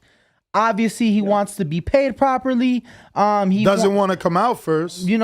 As a champion, wants to come out second, as champions do in the sport. I'm sure that he wants, he is on record stating actually that he wants his home country to be recognized of Kyrgyzstan. and he said that he found it disrespectful that they introduced him from Indio, California, and not from Kyrgyzstan where he was born. So wouldn't Bivol and Canelo's belts, undisputed at 68, one of the belts at 75, wouldn't all of those together bring in more money for Dimitri Bivol, especially coming off the upset win? I think I think the undisputed at 168 brings in enough money because I think like he deserves the respect now anyway. I think in the second fight you got to give him that respect. He's come in, he's took all the challenges, the B-side stuff, everything went on that negotiations. He sat back, he took it. Money-wise, even walking first, the publicity, the promo, people was talking about Canelo's next fight being Golovkin. Then when he comes back to light heavyweight to unify, they dismissed him. He's gone out and showed a brilliant performance, winning in style as well. I think at this point now, I think you got to give him a breakthrough. I think now give him the opportunity, give him good money, put him on a big show, let him be recognized. And then if he's going to walk first, which they probably do again, then don't put his belt on the line and put all Canelo's undisputed titles on the line. I think that's only fair for him to then say, look, we're giving you something for your good win. There we go. Now I'm curious because I'm seeing people here in the chat and just myself included. They're saying, well, if Bivol went down, they saw you in the fight against Bivol. Could you go down? Could you go down for a fight at 68 if it's, if it makes financial sense and sense for your career as well? I started off at super middleweight in my career when I first turned professional. My first 10 fights I actually done at super middleweight. I won my first area title at super middleweight, but I just felt like I was losing a lot of my assets, my punch power, and a lot of things early in my career. I wasn't really getting the knockouts at super middleweight. I was just winning a lot of them on points. Every time I was knocking them out is every time I fought at a catch weight just above super middleweight. And that's when I realized light heavyweight was clearly my natural power. As an amateur, I was light heavyweight. So I came back up to light heavyweight, and that's when I started getting my knockouts and stuff again, all at light heavyweight. So I think light heavyweight is definitely my comfortable weight. I can perform as I was like 10-0 at super middleweight. I can perform at super middleweight, but I'm more comfortable at light heavyweights. And unless the opportunity was absolutely massive, then I'll probably just stick at light heavyweight. Ness? So Craig, man, when you were out here, you were telling us about the sparring and how you enjoyed it. But obviously this training camp, none of that, no American sparring, right? Or did you fly someone out? I've just mixed up with all the options I had over in the UK. I've had no American sparring. It's all been the UK-based sparring since I've been here. And I'm just making use of the resources I got here, really. Do you know if Buatsi came to the Bay Area with Verge, or did he train out there? No, I know he was in America. He didn't train here. He definitely trained on his camp in the US. And I think he flew a few of the UK fighters over to the US to help him out as well, I think, which is surprising because I know there's a lot of good work in America. I would have just used the resources I had out there if I was him. But I think he tried to use a lot of UK sources to make himself comfortable in the camp over there. For sure. So who did you use to get prepared for this fight? Different sparring partners, really. I started off with a few cruiserweights like the European, British and Commonwealth champion, Crispin and Smith. We got a few rounds and a few other good cruiserweights, a few super middleweights as well. We just use like different sizes for speed and power, like light heavyweights a weight was not just about power or not just about speed. It's a mixture between both. So I like to get the balance in my camps where I threw in like a super middleweight for a few rounds and then a cruiserweight for a few rounds. And I like to get a good combination of everything. For sure, man. So who's your trainer? Peter Sims. Peter Sims? Yeah, Peter Sims. How long have you guys been together? Well, coming up 7 years now, which is I turned pro with him. I turned professional with him. He signed me from the amateurs, and I've been with him ever since. Oh wow! So you're definitely comfortable. Yeah, and we've grown. Our training's grown over the years. We've moved gym. We've joined over to the Matchroom gym about 3 years ago. We joined with Tony Sims, his brother, with the rest of the boys, all Connor Ben, Joe Cordina, John Ryder, etc. And we all joined to one gym. So we all train together now for the last 3-4 years now. And we've just been pushing on. Obviously, it's better because at first Peter had his own fighters. He got rid of the fighters he didn't feel was good enough or going to get to world level. So it was just me left in the gym for a period of time training, and had the gym just me and him. So we've ended up moving over to the Matchroom gym with his brother Tony Sims and the rest of the boys. And since then we've just been pushing on, and training's getting harder and harder each camp. And I'm leveling up every camp. You're seeing by my numbers, better PBs, and my strength, my runs, and my sparring's getting better. So it's improvements every camp. So Peter Sims is Tony Sims' brother. Yeah, Peter Sims is Tony Sims' brother, yeah. So would you say you're the most popular fighter Peter has? Yeah, 100%. I'm the only fight now Peter's got. Yeah, so do you feel pressure? Nah, not really. Really? It's always pressure to deliver in your career, because it's like you don't want to let him down. You want to obviously, but you don't want to let yourself down at the same time. So professional boxing at this level is going to be pressure regardless. You got a lot of people banking on you, your fans, your team, your family, your promoter. Everyone's looking at you as to perform every time you go out. So there's always pressure. Then there's pressure on yourself, because you want to enhance your own career. You don't want the journey to end there. You like every time it's getting better and better and better, and you can taste what's next. You want to feel that. You want to taste that. You want to move on to the next stage. And it's like snakes and ladders. Like you keep going up. You don't want to drop on that snake and go back down the board to rebuild. You want to keep moving forward. So there's pressure. Professional boxing, that's what it is. It's not like amateurs. You go on Saturday, you lose, and you go back next Saturday. Professional boxing, every win counts. For sure, man. I got a few questions from the people. They knew you were coming on the show. First one is coming from Mr. Adore. He says, Dimitri Bivol mentioned he wasn't motivated for this fight with you. Did you notice anything different with Bivol against Canelo versus you when he fought you? Thanks for offering up your time for the show. Appreciate it. Well, I don't know if Bivol just says that now, because when we was in there, he said he definitely wasn't underlooking me. He knew I was awkward. He said I've got a good jab, good footwork, and I'm an awkward boxer. So he said that he was not overlooking me at all. And in the fight, I mean, I've heard someone say before, "Oh, I don't believe Bivol went through the gears." But if you look at the fight with myself and Bivol, when he got to round 10, 11, and 12, when I was pressing him hard, he was getting tired in them later rounds. If you even watch the fight in 11 and 12, he's holding on to me in the late rounds. Couple times where I'm trying to get him off to get back to work. But if you watch all of his previous fights, when he would watch Joe Smith Jr., when he had boxed Sullivan Barrera and stopped him in the 12th, even when he boxed Canelo, he always finishes the fight strong. And if you look at when he fought my fight, he was tired in the later rounds from the thinking game, the IQ and the footwork pressure. And also, if you look at his face after my fight, how he was marked up, he didn't have a mark on him when he fought Canelo. So I don't know if people want to ignore the fact that I pressed him a lot more than the others did. It's because of when you're looking at status, you're looking at a superstar like Canelo, and you're looking at myself, you don't want to give me the credit. You don't want to say, right, he just performed. You want to make some sort of excuse of why I performed the way I performed compared to the guys who's your favorites. For sure. And that's what it seems. I like how you said that. Compared to the guys that's your favorites. I like that. Because it's true. It's definitely true.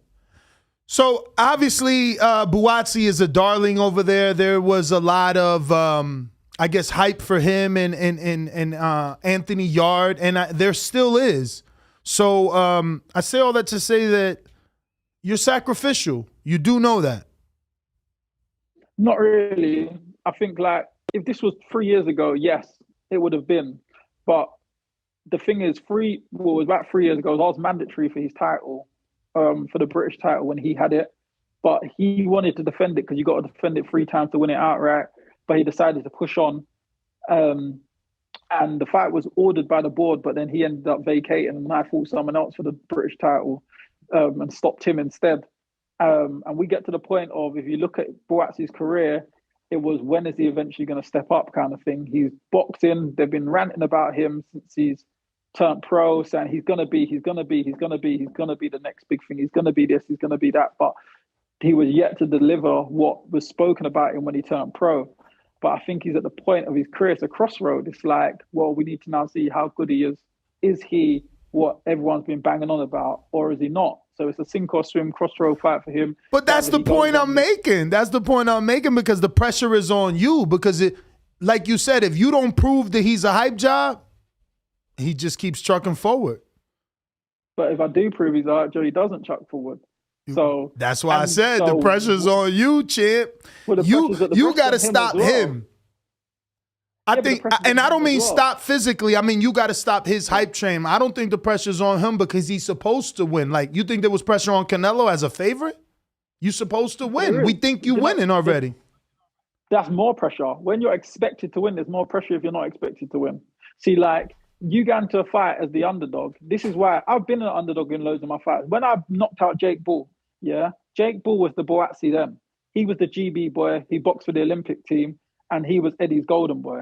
So Eddie told him to call me out after one of my shows, and he tweeted me saying, "Just so you get a good second round knockout of your fight, champ, how about we get it on for my belt?" He was the champion. I was just moved up to light heavyweight. So that was the same thing. It was a crossroads there, and I went in there, knocked him out within 3, dropped him every round, stopped him within 3 rounds, and that was the end of his. No one heard about Jake Bull ever again. I don't think he really boxed after that no more. That was him.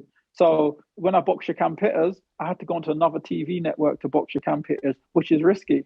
Coming off your own show, going to the next man's backyard to go and fight him for a title because they won the purse bids. It was a risky crossroads again. I was the underdog in all the bookies again. He was 14-0, won 2 belts at the time or something, and a tournament. And I went out there, knocked him out in the 9th round, underdog again. When I boxed my first title, the guy was 12-0, 6 knockouts. I was only 6, 7 fights in. I went and took his title. I was a massive underdog in the bookies again. He was the favorite again. So for me, I've been here multiple times. They say that he's the favorite, and I've gone in there and pulled, as they call, the upset. It's not an upset because people's opinion doesn't matter, and what people's plans for someone doesn't matter. What it is the opportunity is there for me. That's all I got to look at. Is there an opportunity there for me? And is there a chance for me to make good money and move forward in my career? Yes, sign me up. I don't care what you think. Like, if you're putting this fight towards me and you want me to win, lose, draw, it doesn't matter. All I've got to know is, can I win this and can I move forward in my career? That's it. So what is it about Boatsi that has you believing you'll be the one to stop the train? It's nothing personally about Boatsi. I don't look at it like, oh, Boatsi, what's it about him? It's just, he's another fighter. I looked at him fighting. I'm like, yeah, I can beat this guy. All right, but that's what I'm asking. That's what I'm asking. What is it about him? You said you looked at him, you know you can beat him. What did you see? Mikey's seen something too. Yeah, it's not one particular thing. There's things I've seen and I've watched him. I've known him for years. I've watched him as an amateur. He was tremendous over that 3 rounds. He was a very good fighter. He knew what he was doing over them 3 rounds. That was him. But I just feel like as a professional, I've grown better as a professional. I've had the more telling tests. I've been in the deep end. I've learnt my craft and I'm improving. And I feel like he's kind of been plateaued for a while. And I feel he knows he's been plateaued for a while. And that's why he looked for a new trainer. He's looking for new ideas to see how he can improve. But I'm there. I'm ready to go. And I'm only getting better as well. So I think, yeah, it's my time. It's my time. I reckon I definitely know I can beat him. So you think the pressure is on him because he's the blue chip prospect? Yeah, of course it is. He's the one expecting to deliver all the time.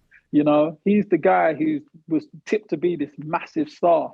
Like when he turned pro, when he finished the Olympics, all the people wanted to sign him, from Floyd Mayweather to Eddie to Frank Warren. Everyone was offering him contracts. So Eddie put the money up for him. So it was like, right, this is going to be the next big thing. And it's like, I don't know if they're getting what they want out of him. So he's at the point like, look, we need to see something now. And it's just like, oh, another opportunity for me. Okay, cool. Let's go. And obviously, you knowing him, do you think he's panned out to what everyone expected? I don't feel like at the moment, even myself, I can understand where everyone's coming from. He hasn't obviously showed or delivered anything what he's been expected to so far up to this day, but that doesn't mean he isn't as good as people expect. We just haven't seen anything for him to like be justified this hype they've given him yet. So he might be good. I just don't think he's as good as me, but he might be like number 2 in the UK. I like that. I like that. But does he have more power? He's on like a 10-fight knockout. I mean, that's more than Crawford, right? Or is Crawford and he tied now? I'm not sure. Let's see. I think Crawford was on 9. It might be 10 since the Sean Porter. It might be 10. Yeah, I'm not Buatsi sure. got 10. He's been knocking fools out since his last fight to go to distance was 2018. Stop right there. The key word was knocking out what? Oh, I ain't call him nothing. I said he was knocking out No, these what guys. did you say? No, you said knocking out fools. Oh, knocking out fools. Yeah, you said he's been knocking fools out. Yeah, knocking fools out. Okay, so you ain't no fool. I get it. But some of these names are not quality, but at least, Reginald Quinlan was an IBO champ. Ryan Ford, he's known in Canada. That's probably where it stops right there. Oh yeah, he had Perry Bond. He knocked out Michael Antonio Perry Bond. That's not a bad name. These guys are all but good names. They're super middleweights and they all come on short notice. I'm not on short notice and I'm not super middleweight. The thing But is, you was a super middleweight. You was. How long ago? Crawford was a lightweight. How long ago? 4 years ago. Okay, yeah. Almost 5. Yeah, the last time you fought, you fought. And we ate sushi with you, so you definitely a heavyweight. It's harder for me to make light heavyweight back then when it used to me to make super middleweight.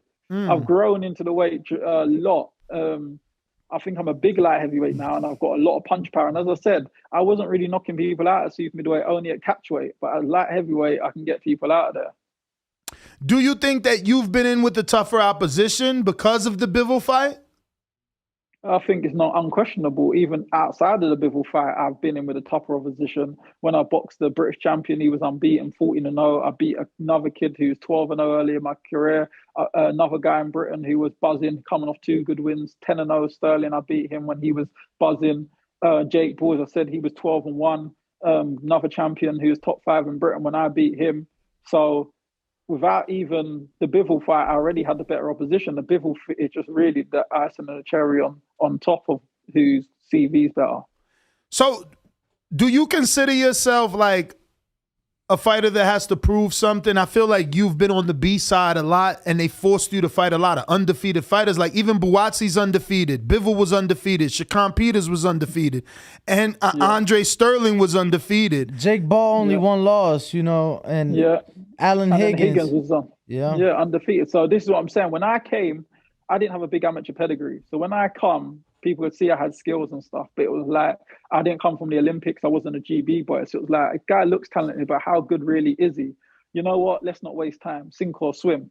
So I've come up the hard way, like having to prove myself. There was no hype about me. There was no gravy train. I wasn't tipped to do big things. As you said, when you listen to light heavyweights in the UK, my name wasn't in the mix. I wasn't the buzz. I wasn't the investment boy. So what I've done is I earned my position here. I've had to fight my way through here, beating all the golden boys to get to where I am today. So he was tipped to be here, but I had to earn my way here. And now we're at the same position because of what I had to do to get here, not because I was heavily promoted or my amateur pedigree. I'm not taking nothing away from him. I get it. You deserve to be promoted heavily, and when you go to the Olympics or you win a medal in, or when you sign to AJ. When you sign to AJ and you've got a medal, what are you going to expect? You're not going to expect them to be like, oh yeah, just watch out for this guy and see how good he does. You've invested in him. You're going to promote him because it's a business. You want to return on your investment. So you want to pump this guy so everyone buys into him so you can get your money back to what you've pumped into him. It's just simple. It's not rocket science. And I don't begrudge him for it. He worked very hard in the amateurs to get to the Olympics. So fair play to him. But now we're here as professionals. You've got to prove yourself as a pro. Definitely got to prove yourself as a pro. For you coming off, like you're going into this fight next weekend, but Bivol just fought, and I feel like every interview you do, Bivol's gonna come up.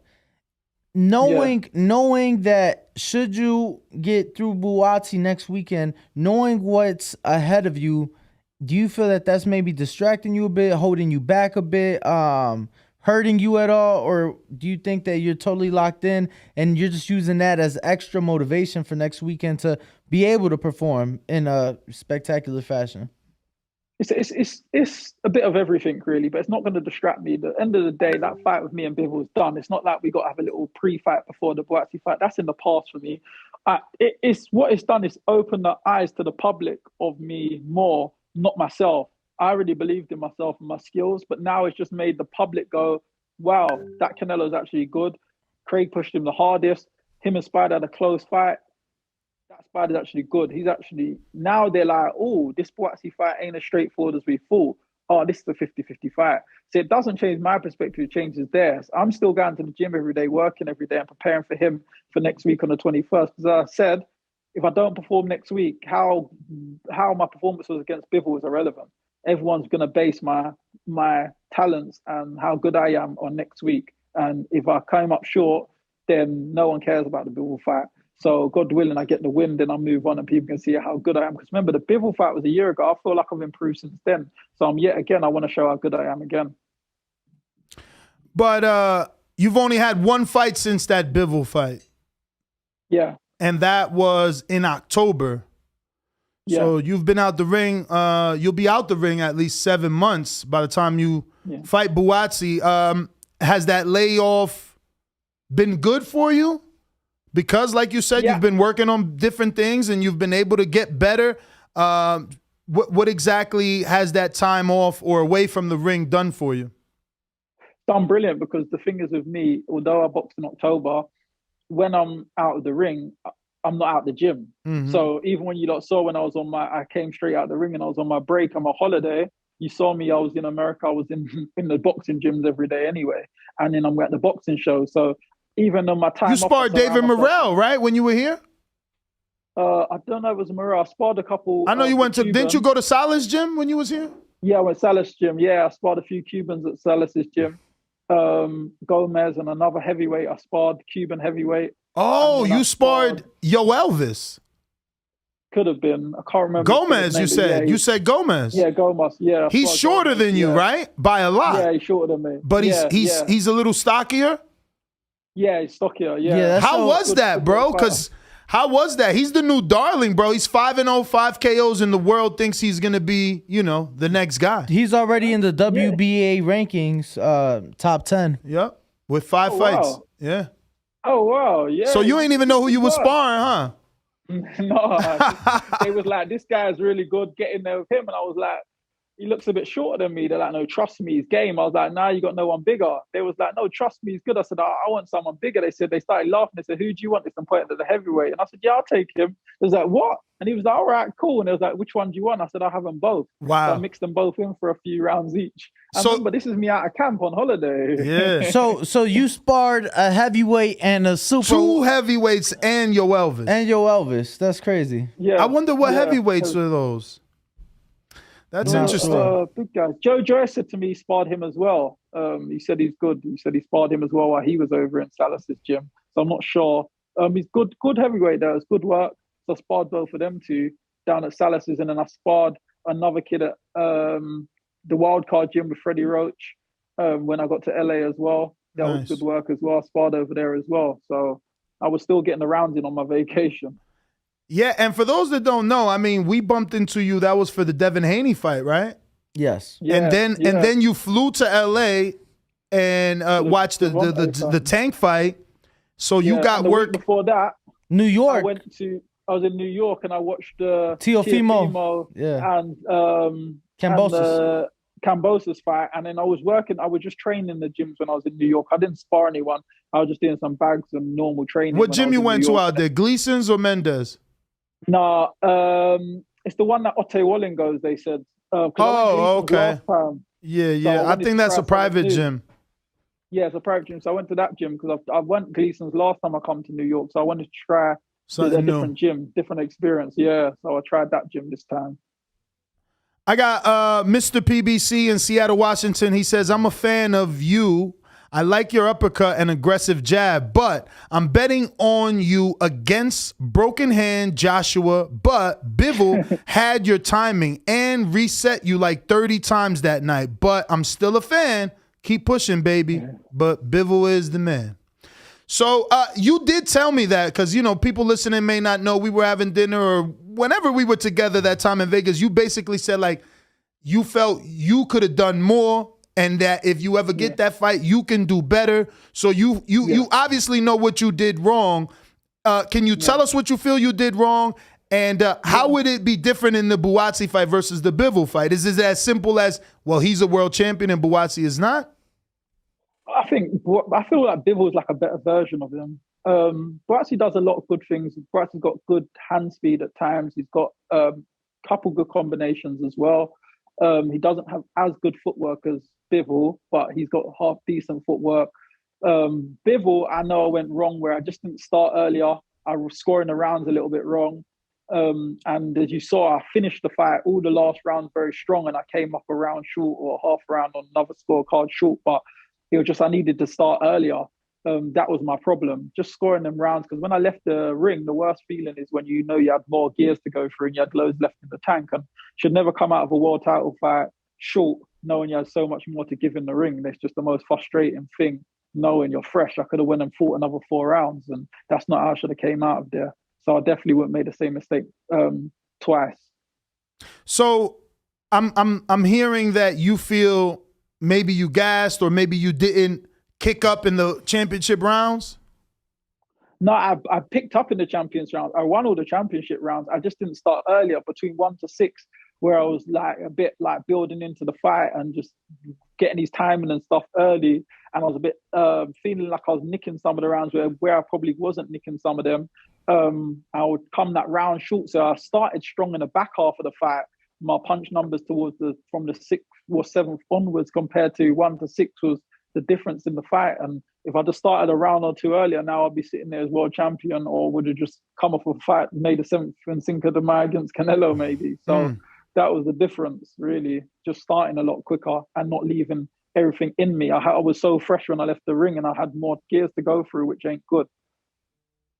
We have Big Fish Vega in Florida says, what would you say are your biggest strengths in the ring, and what do you see as Buatsy's weaknesses? I think he's got a few weaknesses. I think my strengths, I've got a good IQ. I read fighters pretty well. Everyone knows I've got like a good jab. I'm quite smart. I think I can be an all-rounder kind of. I can box, I can fight, I can punch. Yeah, I think I've got a lot of assets. All right. Well, those are all our questions. Let me refresh in case anyone slid in last minute. But in the meantime, please give out your social media in case anybody isn't following you, can do so. And Mr. Richards, definitely want to thank you for coming on the show. Wishing you the best of luck, baby. You know, if you win, we got to get you in the studio. 100%. When I win, I will definitely be coming to the States at some point anyway in the next month or two. So we'll definitely come over. I'll come over and get in the studio. And then I'll take you for some sushi too. For sure. But this time, let me know when you land. We got to be with you every time you go to a gym. I want to see that sparring. 100%. You got to come with me next time. 1,000,000%. We definitely got to link up. Let's do it, Craig. All right. Well, Craig, man, thank you once again. And thank you. You tell Dean White, give me my $40. But I'm gonna tend to transfer it. Craig, handle business next Saturday, brother. Before you go, Joe Smith better be who you picking? Everyone's saying Beterbiev, but I feel like Joe Smith has definitely got a chance because he can punch. We've seen that Beterbiev has been dropped before by Callum Johnson. We know Joe Smith Jr. can punch just as hard as Callum Johnson, if not harder. So I'm definitely putting him with her a chance. Obviously, you can never write a Beterbiev 18-0, 8 KOs, but I definitely think it is actually more of a 50-50 than people anticipate. Maybe a 40-60 too. Craig, I know there's bigger fish. I know there's bigger fish to fry. Like if you beat, when you beat Buatsi on Saturday, there'll be bigger fish for you to call out. But would you be interested in calling out in the ring Gilberto Zuldo Ramirez? Not big enough for you? Nah, do you know what it is? Because I'm trying to get a world title. He hasn't got one. It's not really someone if it was like this, he was my next fight. Like if I didn't have the Buatsi fight, then he would have been a good fight for now. And then before my world title fight. But where I'm having this fight now, the next one is obviously I've been guaranteed a world title after this. So really? A world champion after this. Yeah. Well, it's eliminated for the winner. We was meant to fight the winner of Canelo Bivol, basically. So I'm definitely gonna want to sit tight for that world title shot after beating Buatsi. But if hypothetically, if you win, wouldn't that option be a year later? Or could it come sooner? No, because it will come sooner because what would happen is that Bivol will have one more which will probably be like September, and I'll probably be looking to fight him like December. So it's like May now, June, July, August, September. It'll be like 5-6 months. About 6 months away. And what about a David Benavidez who's going to be fighting David Lemieux? I know you're not at 168 no more, but if Canelo's going back down and Benavidez is fighting for an interim, is that someone that you might want to knock off so you can get a shot at Canelo and all the belts at 68? Nah, I haven't. I'll be honest. I haven't really been paying attention to like these sort of guys. Oh, you don't know David? No, I do. I do know David. I watch him as just a boxing fan. I watch every boxer like as a show, but as a competitor and competition, I haven't looked at him like, yo, this is a rival. I haven't really put him in the bracket of my rivals. Like currently, I've obviously just looked at Buatsi, main most important, and obviously pushing on from there. Probably Bivol is in the near future after that. So they're the ones I've kind of concentrated on. All the rest, I haven't really focused too much on, if I'm honest. Now, as an opponent, it looks like as of right this moment, Gilberto Ramirez is ranked above you. Do you foresee this win catapulting you above him? Because I know you said it's for an eliminator, but will that show itself on the rankings? Well, do you know what? It's funny because see the guy he's fighting, that's who I was meant to be fighting. That's Dominic? who I didn't fight. It's Dominic Bozil. That's who my next fight was meant to be. But they was like, well, do you want to fight Buatsi instead of Dominic Bozil? But I was like, well, Dominic Bozil, technically he's number one and he's got an IBO, which was more enticing. But they were saying like, look, if you beat Buatsi, then straight away you'll go straight onto the world title after that. So it's all the same move. So I said, all right, and obviously the Buatsi fight's a bigger fight because he's a bigger name in the UK. Obviously, so it was a bigger purse as well. So I went down that road. Hell yeah! Now you could buy that mansion over here. Yeah, you know what I'm saying? You got to sell your future at the same time, right? For sure. Well, Craig, man, I do want to thank you. We're gonna be locked in and tuned in, man. We're invested in you, man. So we wish you the best. Appreciate that. I did say that was the last question, but now I got to ask again. Falong Ming is going to be fighting John Pascal in Florida. Did you know? Oh, is it? No, you didn't know? When's that fight? It's this month. Oh, wow. I didn't know John Pascal was back. Yeah, it's actually next weekend. Yeah, and Paulie Malignaggi, Antonio Tarver, and Roy Jones will be calling the action. It's on Pro Box. Oh, that new channel. Oh, it's on that. $199 a month, cheaper than DAZN. But all right, Craig, just wanted to let you know people were shaking it up in your division, and Falong Meng is number one in the IBF. So, just letting you know what's going on. But I want to thank you once again, bro. Thank you for your time. I appreciate it. All right. You guys. There you have it, ladies and gentlemen. All right, Craig Richards, up-and-coming contender. Very interesting, this is the 175-pound division. Now that I'm looking at it, let me get a screen share, Austin. As I'm looking at it on our rankings on theboxingvoice.com/rankings, Anthony Yard is number one in the WBO. Falong Meng is number one in the IBF. Callum Smith is number one in the WBC. And obviously, Gilberto Ramirez will be number one in the WBA once he beats up Dominic Bozil. Those are nice fights. Those are great fights. Those are nice fights. I'm not even mentioning the champions, but look at the top 10. It's like, okay, right there, right? That's, all right, not that. Right there. It's like Arthur Beterbiev, Dimitri Bivol, Joe Smith Jr. I don't know who Maxim Masalov is, but Gilberto Ramirez, Callum Smith, Marcus Brown, Anthony Yard, Joshua Buatsi, and I don't know who the hell that is. Definitely some good fights to be made there, Ness. Yep. Keep in mind, if you like Craig Richards over Joshua Buatsi, he's a plus 395 right now. So if you head over to mybookie.ag, use the code BETTBV, place that bow recommendation bet, and use the code BETTBV. Make some money with us, man. And if you make some, share some, We got some callers, though. Who next? We got King Born. Hey, yo, King Born here. What you got, Bo? Drop something hot on the streets, King Born. I'm talking about the caller. He's my favorite. One of my favorites. Brooklyn Jew is coming through your town. Let's get to it. When you see old dirty bastards in a position like that, then you know they don't get ready to bust your. I love my TVV. BivolsFighters.com. Listen, man. What? Goddamn spider crab, goddamn Shang. That's all I need. And I'm good. SDS Promotions.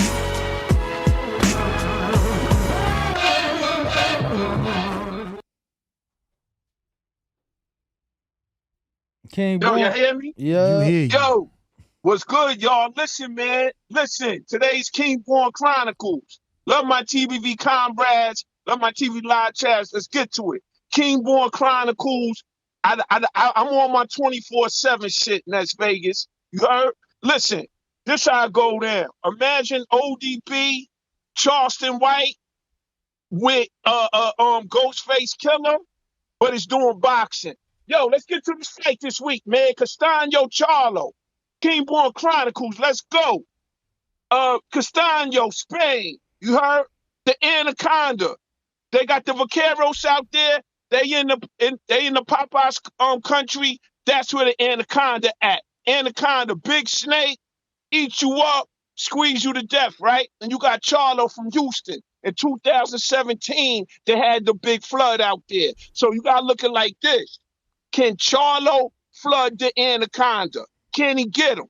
Because you know the Anaconda is going to come in there sneaky and get out the way. Charlo, we got to see Charlo attack. Fuck that back feet shit. We got to see him attack. If he changes style a little, he could be Castano. But I'm going to tell y'all something. Whoever out here listening who rich, you're going to bet on Charlo. Whoever poor, the poor man going to bet on Castano. I can't wait. This fight is going to be amazing, y'all. Shout out to Craig Richards. Yo, can he upset? I don't know if he a hype train, but Craig Richards is Diesel, and he got that uppercut. You know what I'm saying? He going to do something. This a great fight week. Ness, yo, whenever y'all in trouble in Vegas, just call 1-800-NEST-VEGAS. Get y'all together. Get y'all right. Love you, dear. And yo, Bear Mabo, what's up, man? What's good, I see King you, brother. Born? Listen, man. King Born Chronicles. It's like 24/7 access with the twist. You heard? So I'm telling y'all right now, can the flood get to the Anaconda? Can the flood drown the Anaconda? Can Charlo put that pressure and shit? Because the Anaconda is sneaky, and he going to try to hold him and hit him with some shit, y'all. Peace.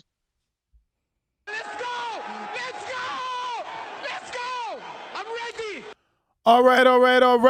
Looking like we got some callers on Blog Talk. You know the number, 1-425-569-5241. Press 1 one time to voice your opinion right here on the Voice of the People hotline.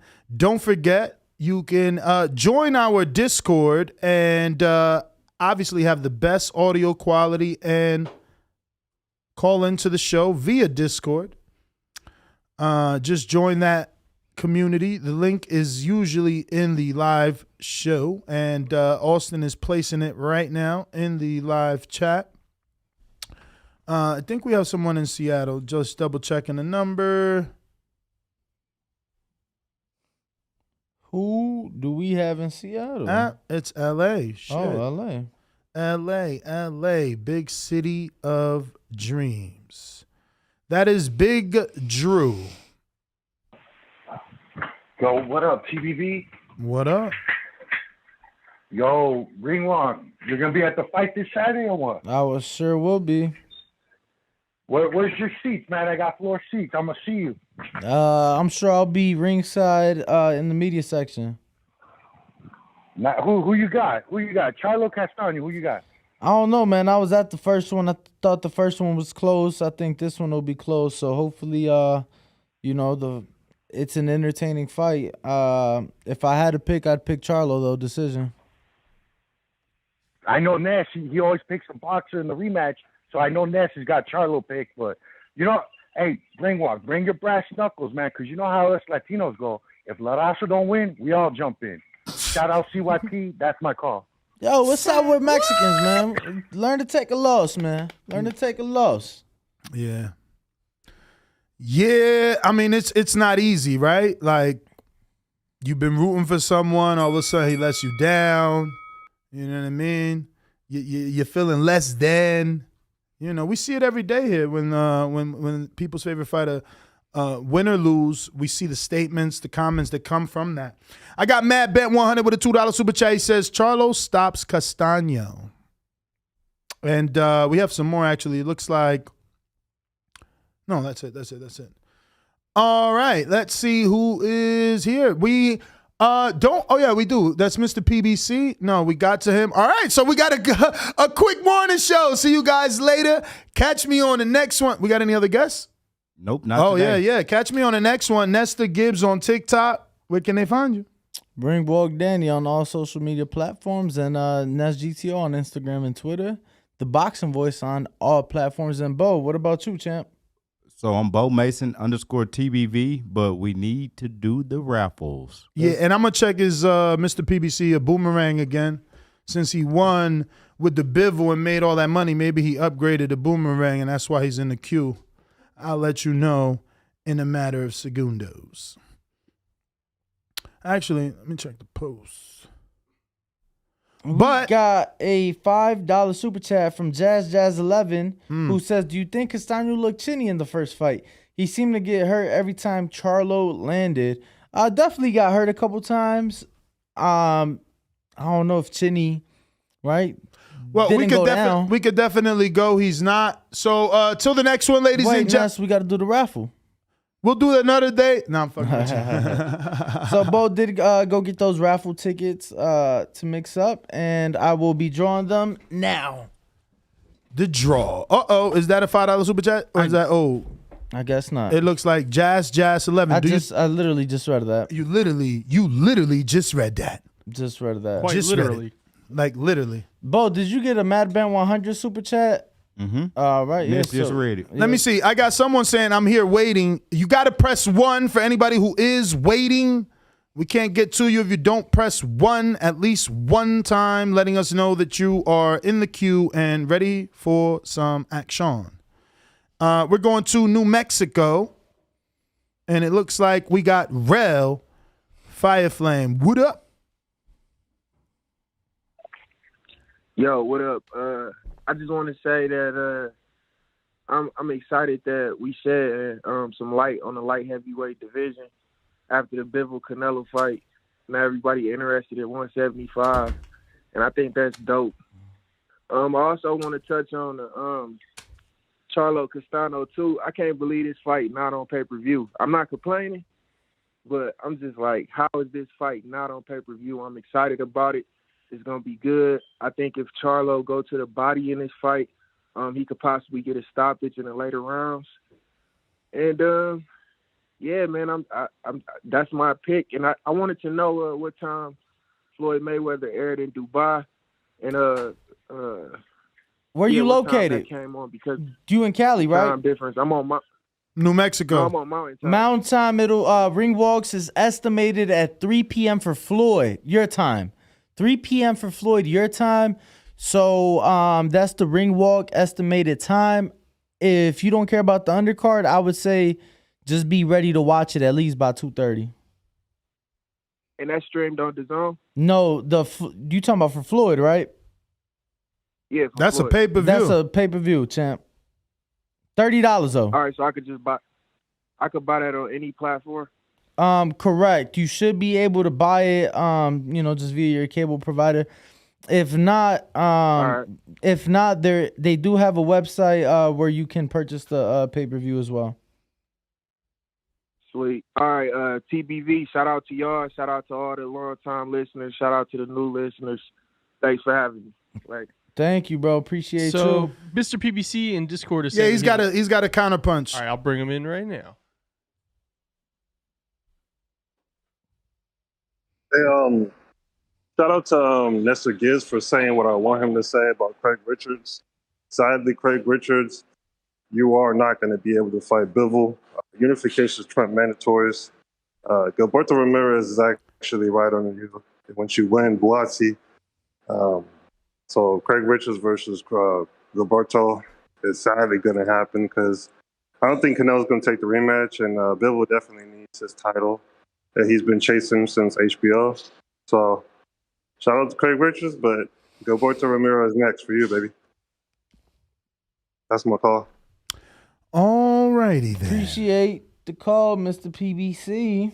First raffle we got is for the keychain. All right. Only 2 entries, so 50% chance. Damn, only 2? Yep. 50-50 chance. Kenchi. That still makes me and Danny right. Kenchi, hit us up. In that personal conversation, Bo. It's okay to be personal conversation, Bo. Oh, wow. You're using the Nico Ali autograph hat? Still? As the raffle bowl? As the raffle bowl. You're going to smear that autograph that says Nico. It's going to say Nico. You know what's funny is my mom knew who. My mom does not watch boxing, But she knew who he was. Yeah, because she was like, "Have you?" Bro, I'm fucking with this guy. Bo, She knows Bo that I can't work take here. a joke, man. I gotta talk to some Southern friends. See what's up with Bo. What were you saying, Austin? So I was telling my mom about like the weekend and everything, and she was like, "It's that boxing show, right?" I was like, "Yeah." She's like, "You guys had on the grandson of Muhammad Ali?" I was like, "Yeah, we literally had him on Thursday, right?" Yes. And yes. I told her, I was like, "Yeah, he's already." She was like, "Didn't he just fight?" I'm like, "Yeah, he won by knockout." So people already know who he is that aren't boxing fans. That's good. Now we got the hoodie raffle. That is good. That is. Oh. You got hoodie. We need a hoodie in this mug. And this is the last order of these hoodies. We'll be getting the new Benavidez hoodies after this last order comes in. Actually, let me hit them up. What else? Carlos Wilder. Wilches. Oh. Yeah, it's like Bro, your Wilches. penmanship's terrible. I mean, I'm right down a little bitty thing. Give me G.